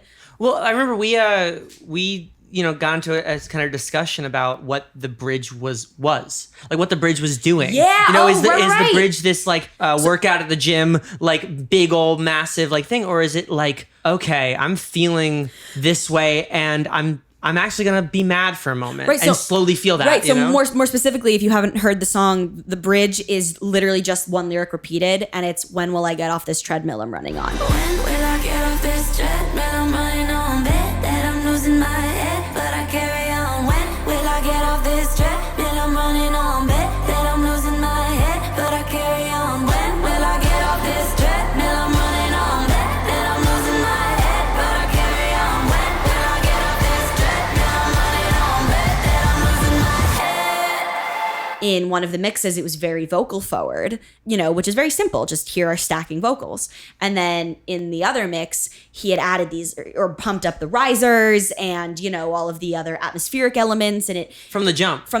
And so it was a much bigger, I guess, arguably more exciting, arguably kind of more chaotic thing. And I had to sort of come back to like, in a literal sense, this bridge is about the voices in your head multiplying to where the noise in your head is so loud that you can't think. Right. I have to make that what this part of the song sounds like because that's the meaning behind it, even though the other one maybe sounds cooler. Well, and that was what was fun about the discussion. We were going back and forth, about like, is a bridge meant to carry the energy from, point A to point B, or is the point of the bridge to like recontextualize the song so the last chorus hits a different way? That's the other thing though. It's interesting that you just said that because there is no last chorus. It's a down chorus. Right. And it's technically an outro. And that was also, I had a conversation with my friend Cal from Time Flies, who he's always sort of been like my big brother in this industry. And like, I hold his opinion. He gave us some of our first piece of advice, like when we first started. We've talked about this. It's like a funny connection we have.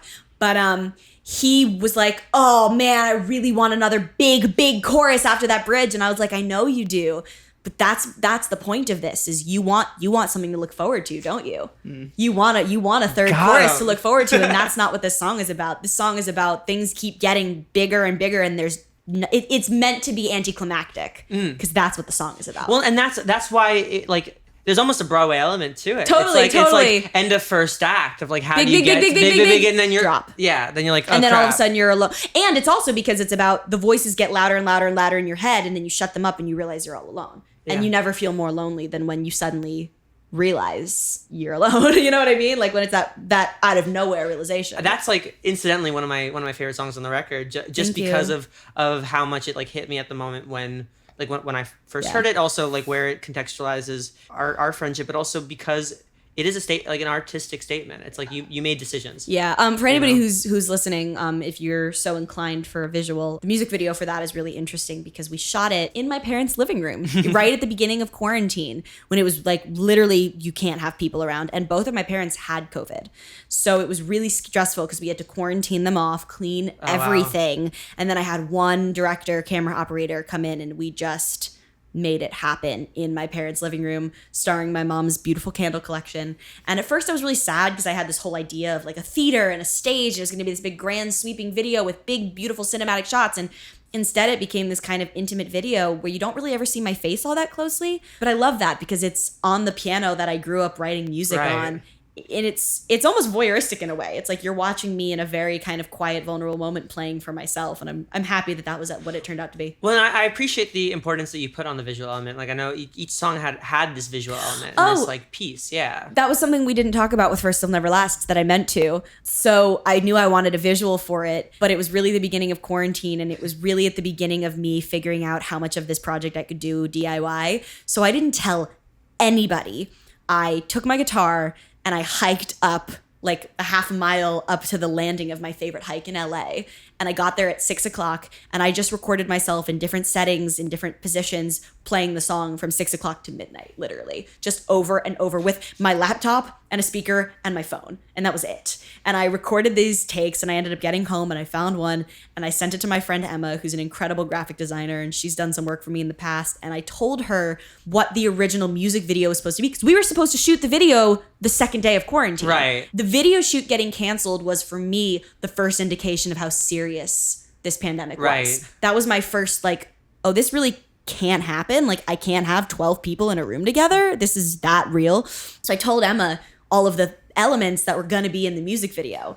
and she animated them. So the video is me sitting on my favorite mountaintop. I told her it was going to be a bonfire with friends and all of the things that were going to happen in the video, like fireworks, friends kissing, toasting marshmallows, whatever. And she then animated them into this really beautiful, sweet little video that's just made on my iPhone, and I'm really happy with it. Well, and it's so awesome. I also love that like her style and like the way that you guys have worked together has gone through the whole project. Like there's a sort of consistency. So we've to sort it, of made you a know? joke because we both have been learning so much. Like I literally cannot overstate how much I freaking stan Emma Coomer. Like I am an Emma Bianca Coomer stan. She's so talented and sweet and just loves making things. She really does what she does because she loves it, and that's such a beautiful quality to me. And she's so talented and creative and lovely to work with and collaborative. I can't speak highly enough of her. She's been learning a lot of new techniques during this process in order to help implement my ideas. And I've gotten really fairly good at expressing what I want from a visual project. Right. I've learned how to speak in text and graphic design and color palette and font and, Photoshop language and whatever else. And so we've been calling this Songbird University. Like we've been saying, like we've been going through Songbird U together. And like I'd be like, all right, like you have a new thesis project for your third semester. Like can Y'all we are make alumni, can we you know, make yeah? just- And then when I sent her obviously like before I even put the merch on sale, I sent her a Songbird hoodie because she designed it. Like Right. and I was like, here, now you have your college hoodie, like your Songbird University merch. I'm gonna shout out the vinyl because I know the liner notes, like the lyrics on the inside sleeve has a bunch of her art on it. Which as well, because I was with you the night that we were working on it, and I kept showing you all the different versions and the doodles. Yes, she did all of the writing on the cover arts, and then Jeff Kepler did the artwork. That was, I think, the other thing that made Songbird a really special project to me is that we really I had a very specific visual world in mind, and it was the first time I've ever had an idea, figured out how to execute it, and then executed it. Like I said, that's the artist thing, right? Right. So if you get a chance to look at the cover arts, they're all on my Spotify. Each one of them has a meaning that ties to the song. So First Love Never Lasts, the first one, it's a sunset, which is a beautiful thing that disappears, like your first love.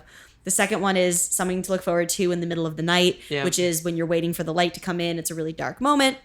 And then the third one was Loving You Silently, and it's sunrise, which is like the beginning of a new day, and that's what that song is about. So yeah, and then FaceTime is flying through cyberspace. So I was happy with how that turned out. What's really cool about like watching this process go along is that like, we've been in our different plans university, but we I guess we're brother schools, sister schools, Totally. like we're both playing soccer at the same time, we're sharing the field. But I feel like we've been able to learn like from each other based, like we were both doing Canvas stuff or like the Instagram filter stuff. You taught me how to do the Canvas stuff, and I helped you with the Instagram filter stuff. So we were just sort of like bouncing like ideas like back and forth. So I just sort of want to thank you for going through the process, kind of like, in parallel. And yeah, it's been really special. Like I said, Songbird releasing to me was the end of an era. It was the end of a period of my life with a boy. It was the end of a period of my life with music. It was like kind of a new beginning for me. And so the fact that the release process kind of got to take place in this even new beginning is really special. Like you're always going to be connected to this record to me. And in our world, like different plans, like we had another EP we were going to put out this year, and instead we're putting out different plans. And it was an accident, right? It was like, an accident. Yeah. It's supposed to be a side project, and instead it's my favorite music in the freaking world right now. It was the songs that haunted us. They were the songs that we never had time for that now we suddenly had time for. It's a great title too. You You'll put out songs that haunted us. I'll put out Bad Bitches Have Feelings. Hey, let's do it. But yeah, that's the thing is like, if this were a chat, the title would have to be Bad Bitches Have Feelings. I mean, we got to get you on a chat too. Let's do it. All we do is chat. Let's go. Honestly. No, but what is interesting is like, it's called Different Plans because I thought my year was going to go one way and it didn't. Like we were supposed to travel. This time we were supposed to be in Rome and London, whatever, and we're not. And what is so funny is that like, in the same way that we've become a part of this record for you, you become a part of this record for us because our different plan is that we all became friends. Yeah, like absolutely. I don't think that we all would have been traveling. There's also kind of two different plans, right? At least for me, the first one was, oh, the world is shutting down. I'm losing all of my things that are important to me. I'm struggling. I'm having the worst time in that I can imagine. To now I've had objectively the best month of my entire life without a question. And you guys are a huge part of that. So. I love that. We're all giving each other something to look forward to. That's like, like the idea that when all of this is over, we will, still remember each other and still, and that these songs can exist for the people, and they're time capsules for us outside of just making the songs, Right. or outside of the heartache that made the songs. There's these positive spins to it. Well, that's Loving You Silently. It's the epilogue. You got the epilogue. You've got the outro. In a sense, but it's The last lyric of Loving You Silently, and thus the last lyric of Songbird is, and now I'll be saying goodbye. Like, that's the line. It's Eliza looking into See the you later, light. folks. Yeah. It's pull on the ear. That's all, folks. That's all, folks. Thank you. Tell me about that song. Why end with that, and what inspired that? She's time traveling. Yeah. So Loving You Silently was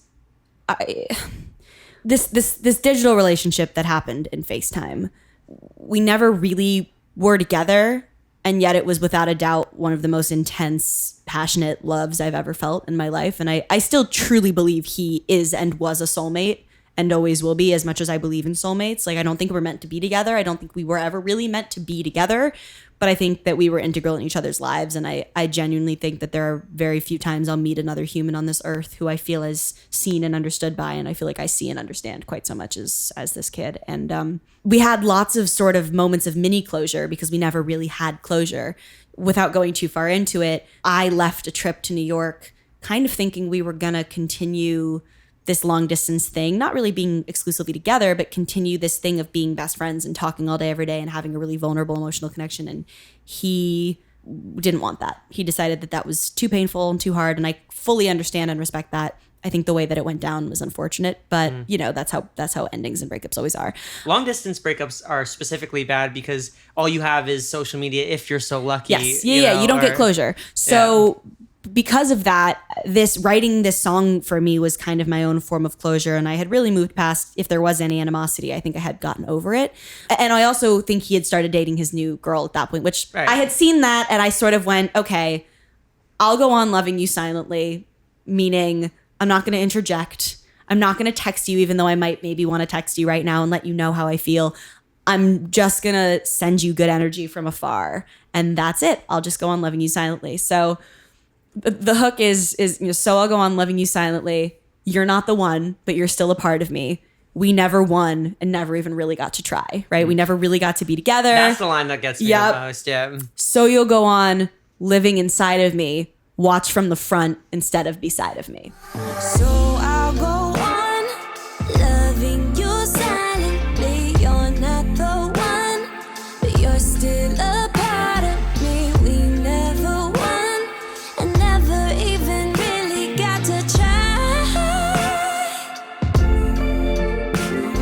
So you go on living inside of me. Watch from the front instead of beside of me. You had to run and never even got to say goodbye.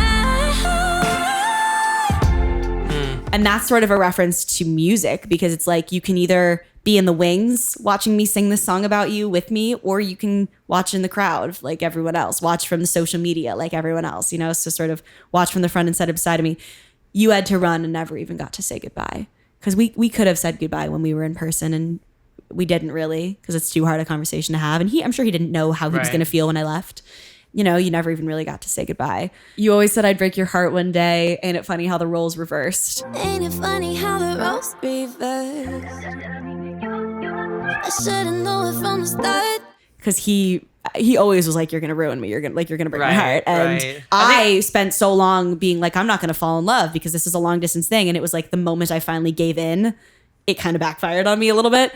Probably my favorite part of the song is the pre-chorus, which is, no use in holding you from afar if I'll just be opening other skies. If missing me's out, then there isn't much else I can do. And like one of the reasons he ended things is he was like, he had been in a really traumatic long distance relationship that I think instilled a lot of insecurities about being in a long distance relationship that was just too much anxiety to live with.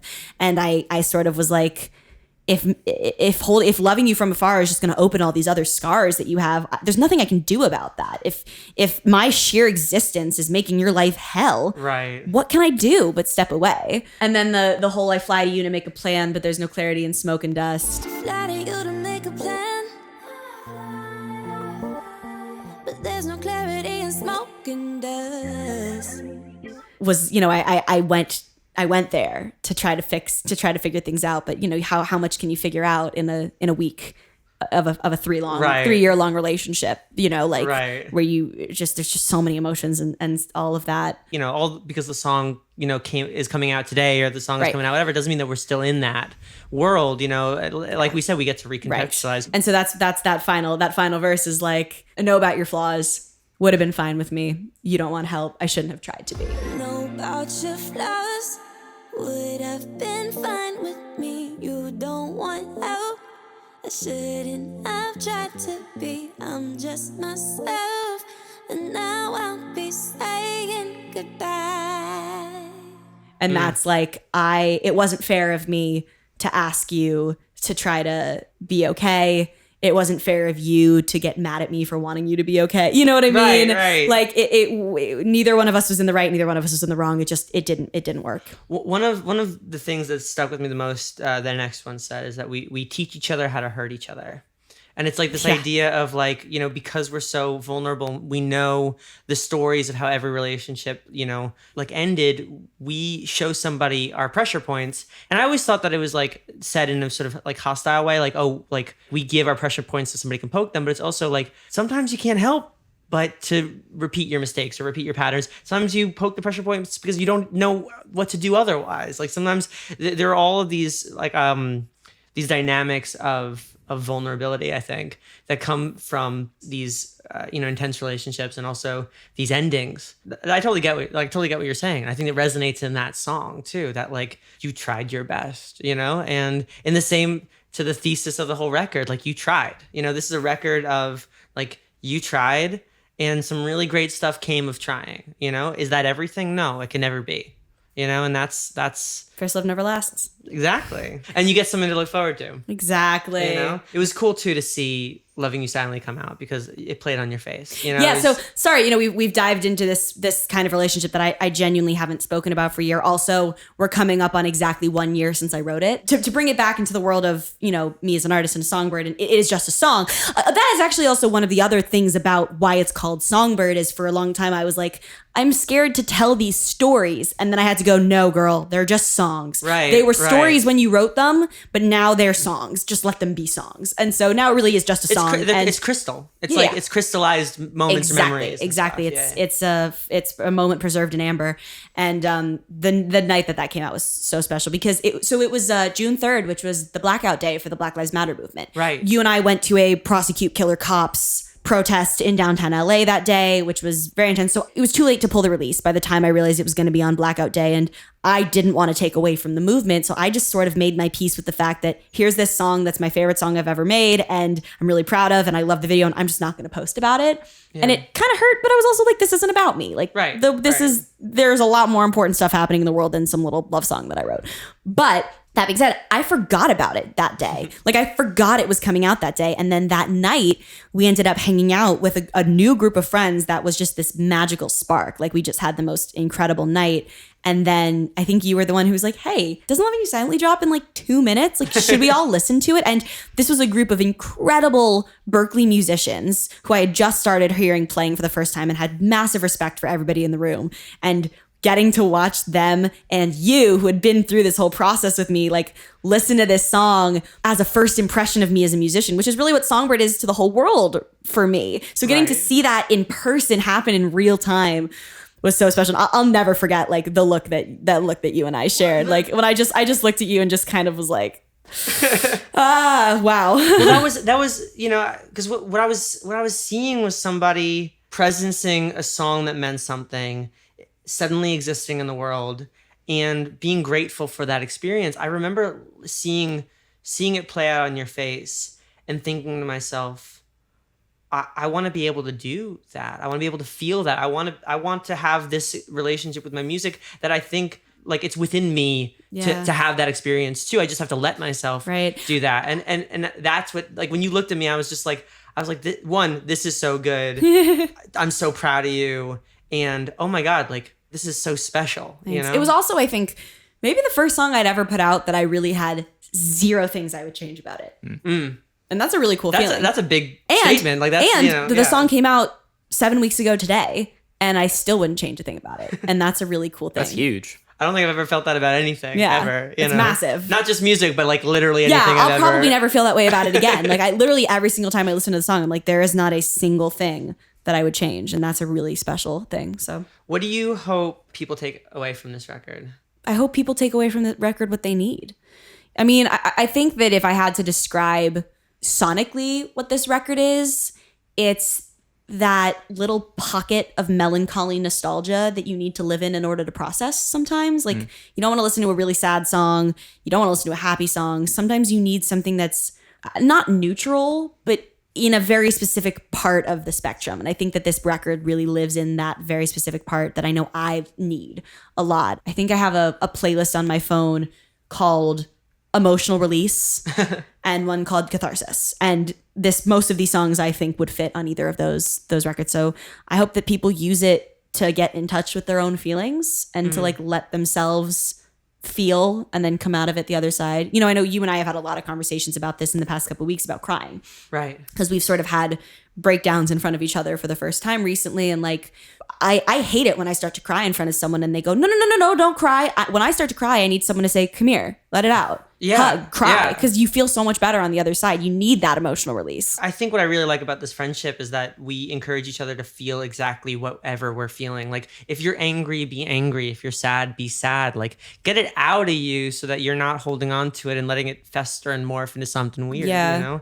If you were to look back on this record in a year, how would you hope to feel about it?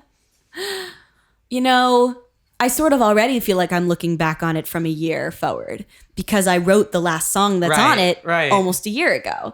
And almost a year ago was when I realized what I wanted this project to be. I was about to get on an airplane to fly to Nashville, and I was in the airport going, oh my God. I called my dad and I was like, I just figured out what my next record's going to be. I figured out what it's called. I figured out what the artwork's going to be. Like, it was this moment of divine inspiration at 6 a.m. on the way to the airport. That was just crazy. And I went back and I found all the songs I wanted and I put all of the lyrics in a document and I was like, oh my God, this is happening.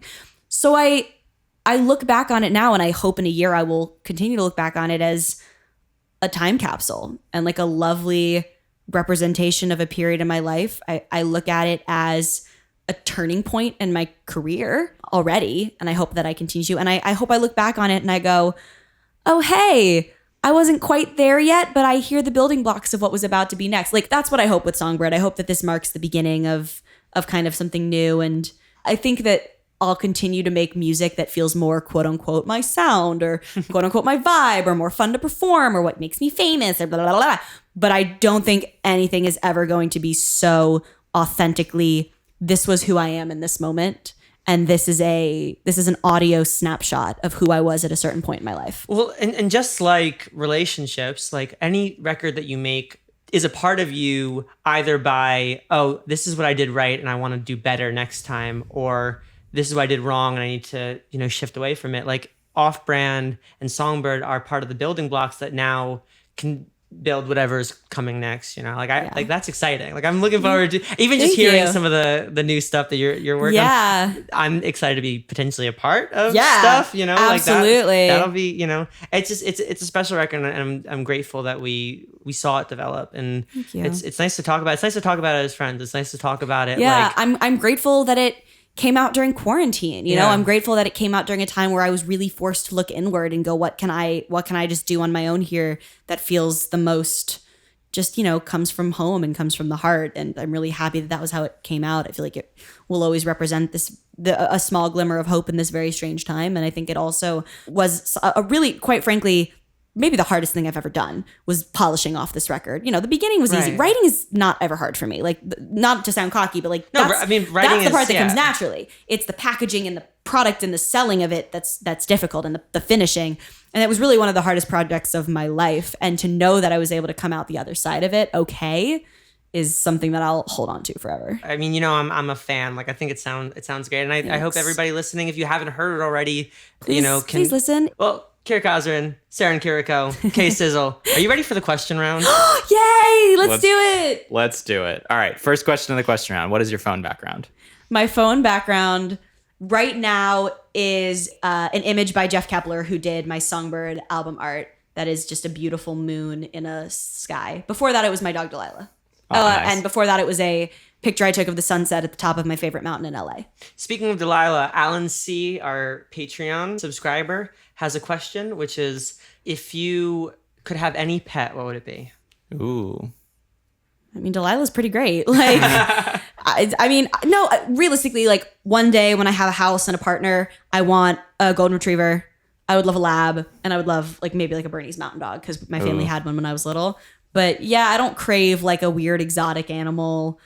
Like, yeah, I'm good. I want a huge turtle. Like, can you imagine having like a really big turtle? First like of all, a Galapagos. that fits you so well. Like, of course. And second of all, yeah, I actually had a couple of friends who lived in Malibu who had like 4 massive 100-year-old tortoises. That's amazing. I love that. I love that for you.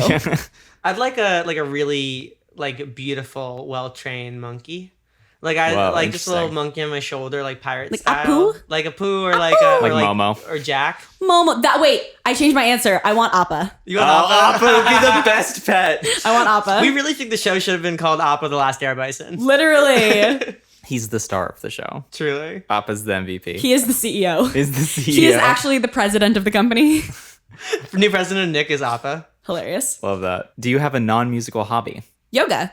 I don't know if that's That's great. necessarily a hobby. No, that's but I've It's been more of a way of life. Yeah, but I mean, I've been practicing like vinyasa, asana yoga for like really since I was little, but like really seriously had a consistent practice for 8 years. I've had a really super crazy consistent like yoga sculpt practice for the past 3 years. And I actually, right as quarantine was hitting, was about to get certified as a yoga instructor. Oh, damn. Which is not because I will probably teach very often or like needed the job, but because I feel like because my passion has become my career, I wanted one hobby that was solely for me. And that is what that is. I also love hiking. You're a solid rollerblader too.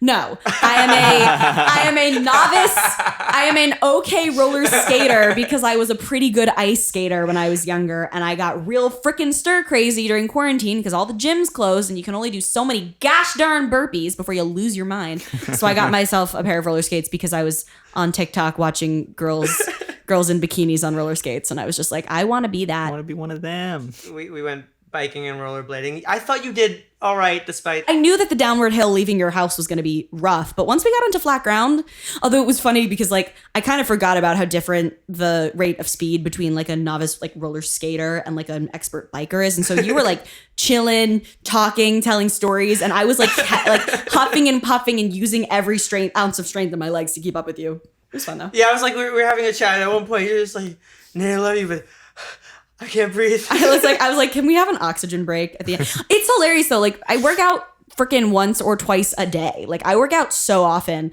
and for some reason I still get out of breath so easily. Biking's my my hobby. Cardio is a special skill. So, speaking of special skills, are there any skills you don't have that you would like to have? Yeah, Feasibly I like?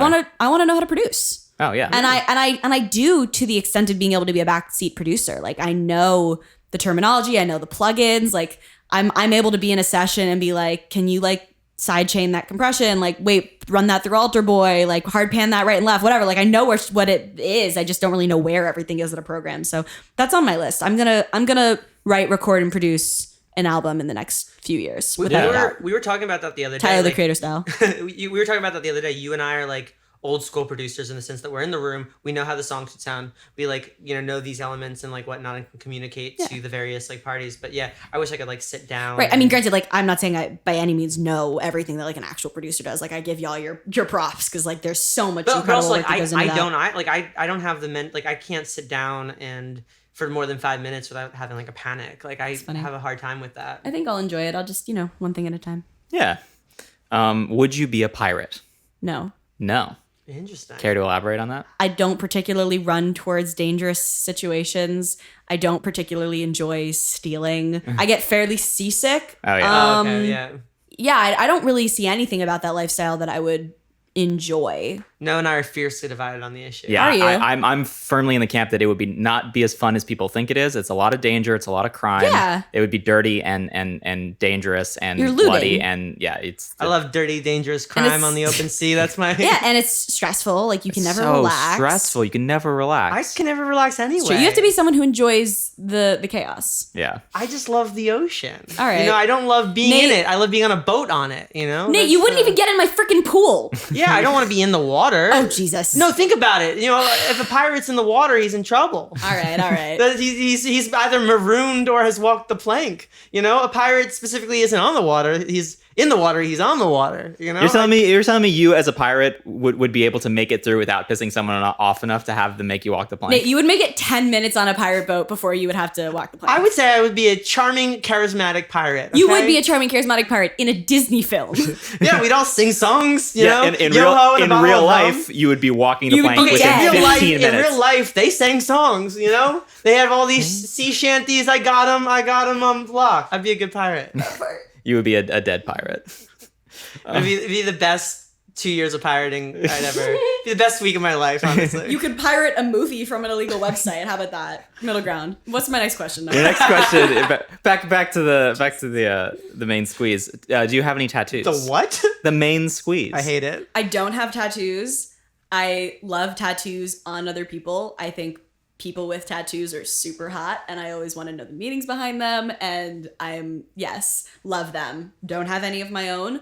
Do you want one? No, I really, Interesting. which is strange that I love them on other people so much. I think part of it is I like being a blank slate a little bit to be able to change my aesthetic. I didn't even really want my ears pierced for years and years. I had a stylist had to convince me at 16 because he couldn't find me good clip-on earrings on the red carpet. I don't know. Sometimes when people ask why I don't, I'll use an excuse that my family's Jewish and they just don't really like it. But that's really not the case. I think my parents would be fine with it. I just think I'm a little too much of a perfectionist. I would find something wrong with it that I Yeah. don't like. Also, Yeah. I don't like how I wore my hair a month ago. I don't like the shirt I picked a year ago. Why would I think I could possibly pick something that I'll like forever? And I know that that's part of the tattoo thing is it just becomes a part of you and you have to be No, okay that's with where the I'm at. mistakes, I get whatever. that. I get I'm okay, one, I'm gonna notice the one detail or that's slightly askew, and I'm gonna Yeah. think about that the rest of my life. I But I don't also trust love anyone them. that much. I think part of the reason I'm so attracted to people with tattoos is because I'm attracted to that level of commitment. Yeah, Right. for And sure. I'm attracted to that level of knowing who you are in the moment and being willing to just go for it. I also think I'm so all or nothing that if I were to get tattoos, I would want to be covered. I would want that to be my aesthetic. I would want to, have Kaylani's arms and just be Right. covered Right. in beautiful artwork. I think for some people, part of why tattoos are appealing is to take the things that are on the inside of you and put them on the outside of you. I think maybe part of the reason that also doesn't appeal to me is because I spent my childhood and teenagehood being extremely exposed to Right. the public. And so now I kind of hold some of my privacy near and dear. And I sort of code switch not just in a language form, but in a sense of humor form. And, because I have so many different kinds of interests and parts of my personality, I like to bring those different parts of me forward with different people who I meet, not in a way of hiding anything, but just in a way of highlighting those things. So I like to have it all inside so I can sort of choose which Decide. parts of me I want to reveal. We had this don't know. conversation. This is an about interesting it. conversation. No, we had a conversation about it at one point because Noah's a quiet person but dresses very loudly. A lot of that's loud true. design, very interesting. I'm a very loud person, but I dress very, very quietly because I feel like I want to put out a kind of blank slate because I know I'm gonna. You're a lot. I know I'm a lot. I know I'm gonna fill the room. I don't need on top of people coming up with conclusions based on what I'm saying to also make conclusions based on what I'm wearing. And I've always sort of joked around that I'm a brain in a jar. I'd rather the jar be as nondescript as possible so that we can talk about the brain a little bit. It's funny because that's true. I feel like a big part of who I know you to be as a person is your wardrobe. It's great. Right. Yeah. It's No, such a because it's if I'm not beautiful going to say representation much, of I would like to say I feel like I speak more through the music that I make and the art that I create and the clothes that I wear. It's oftentimes in the words that come out of my mouth. That feels like such a limiting way of expressing myself a lot of the time. Interesting. The bird shirt that you were wearing was what opened our whole conversation about music for birds. Oh, yeah, for which I sure. love. That was what inspired that whole conversation. So that's the thing. If I had a sleeve or something like that, that would tell you something before I can open my mouth, and I don't want that. All right. Huh. Interesting. So no, don't like them, but they're hot as hell. If you have them, I'm probably attracted to you. That makes sense. You heard it here first, folks. You heard it here first, folks. The way to cure his heart, Tattoos. Just Except if for if they're good tattoos. Yeah. If they're tattoos that represent things that I think are super dope, or they really match your aesthetic, like they're hot. What was the first concert you attended?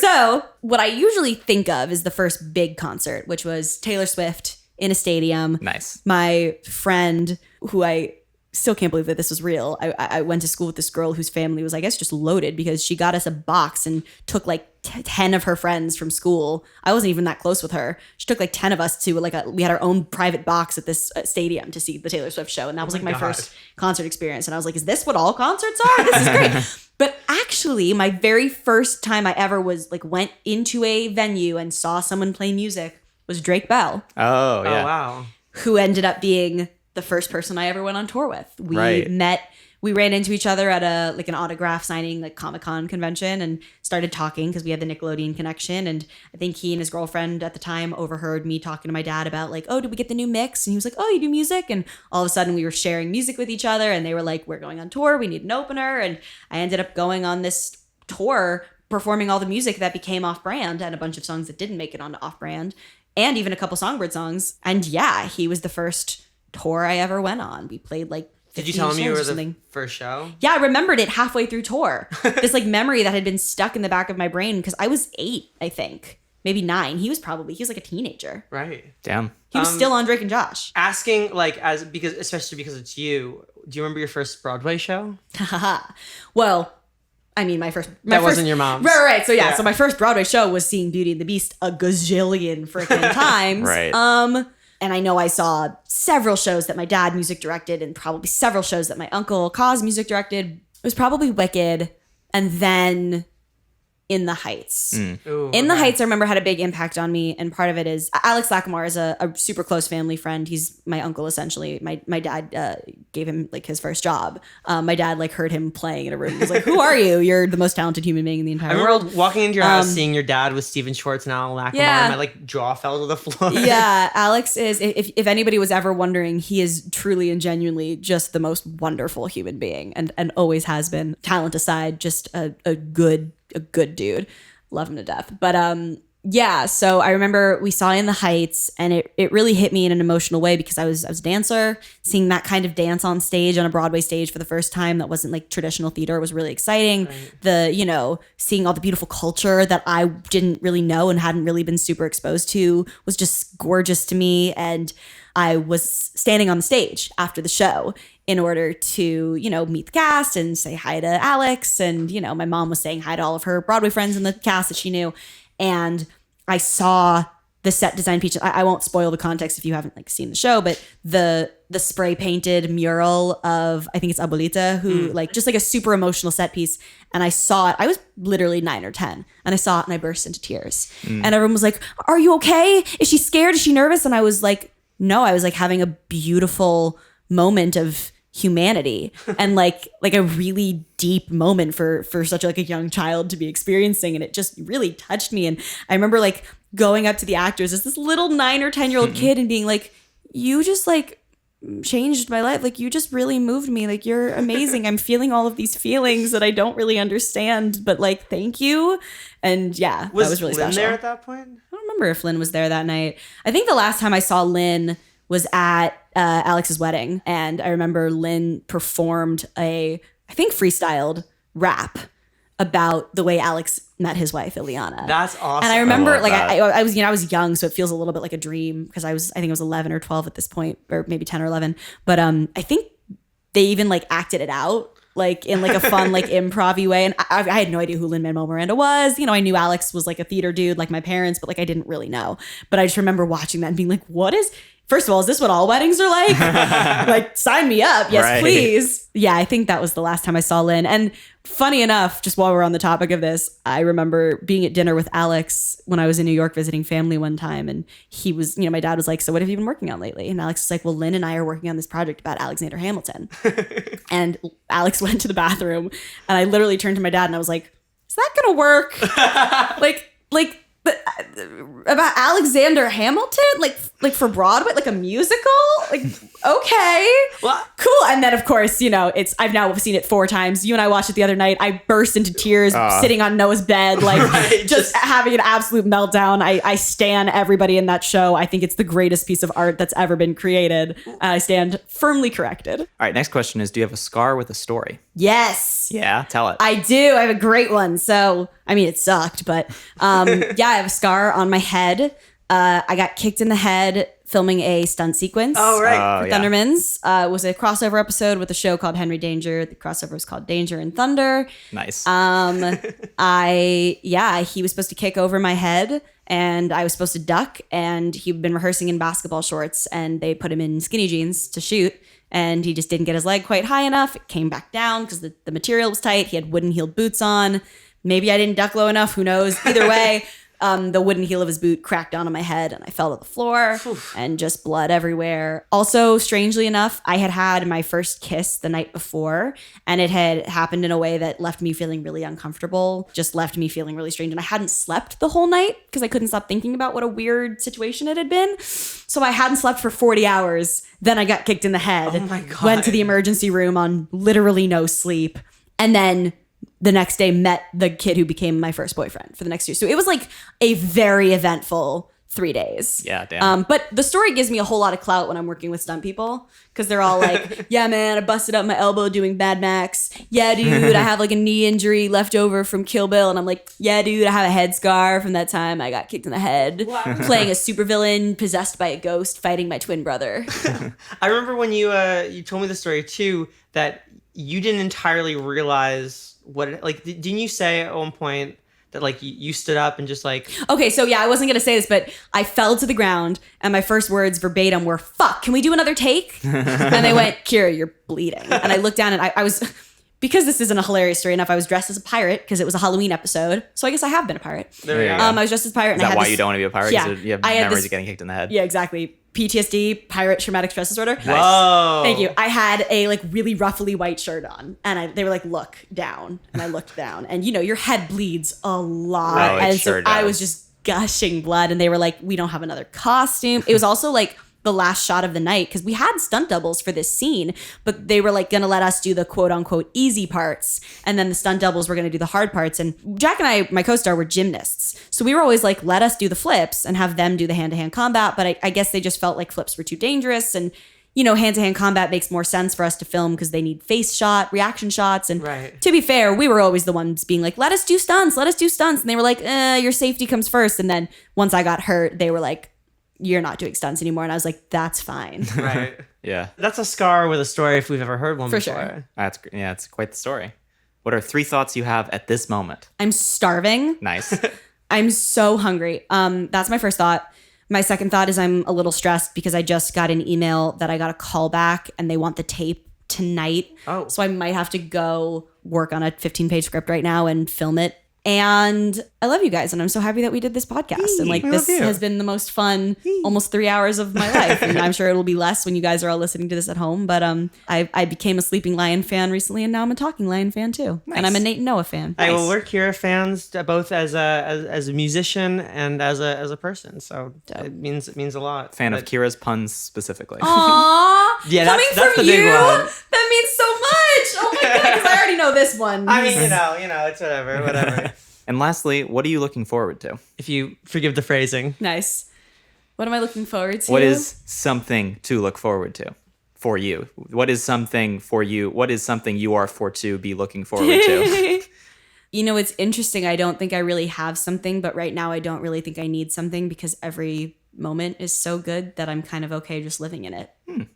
I want so more special. I want more of this. I mean, I can't go into too much detail here, but my life is really good at the moment, and so I'm excited for just more of this. Then here's to more of this. Here's to more of this. Thank you for I'm looking forward to Indian food in about 20 minutes. Yeah. Honestly, same. I'm so hungry. I'm dying. Thank you for being on the show. Thank you for being like. Thank you for existing. Thank you for Didn't existing. I text you today? I was like, thank you for being you. You're like you texted. I woke up to you saying, "I appreciate you more than you will ever understand." I'm just like, I want to wake up like that all the time. Like that. Nate helped me through a very sticky situation last night, so I woke up feeling very grateful. Well, I feel the same. It's so nice that like it's so awesome to like hear these stories. I know these stories, but now like anybody listening knows these stories and knows. Thank you for getting them out of me. Yeah, like that's special too. You're awesome, and You're awesome. honestly, like this friendship is the best thing that's come out of the quarantine. So thank you for being on the show. Cheers to that. Love you guys. So I'll go on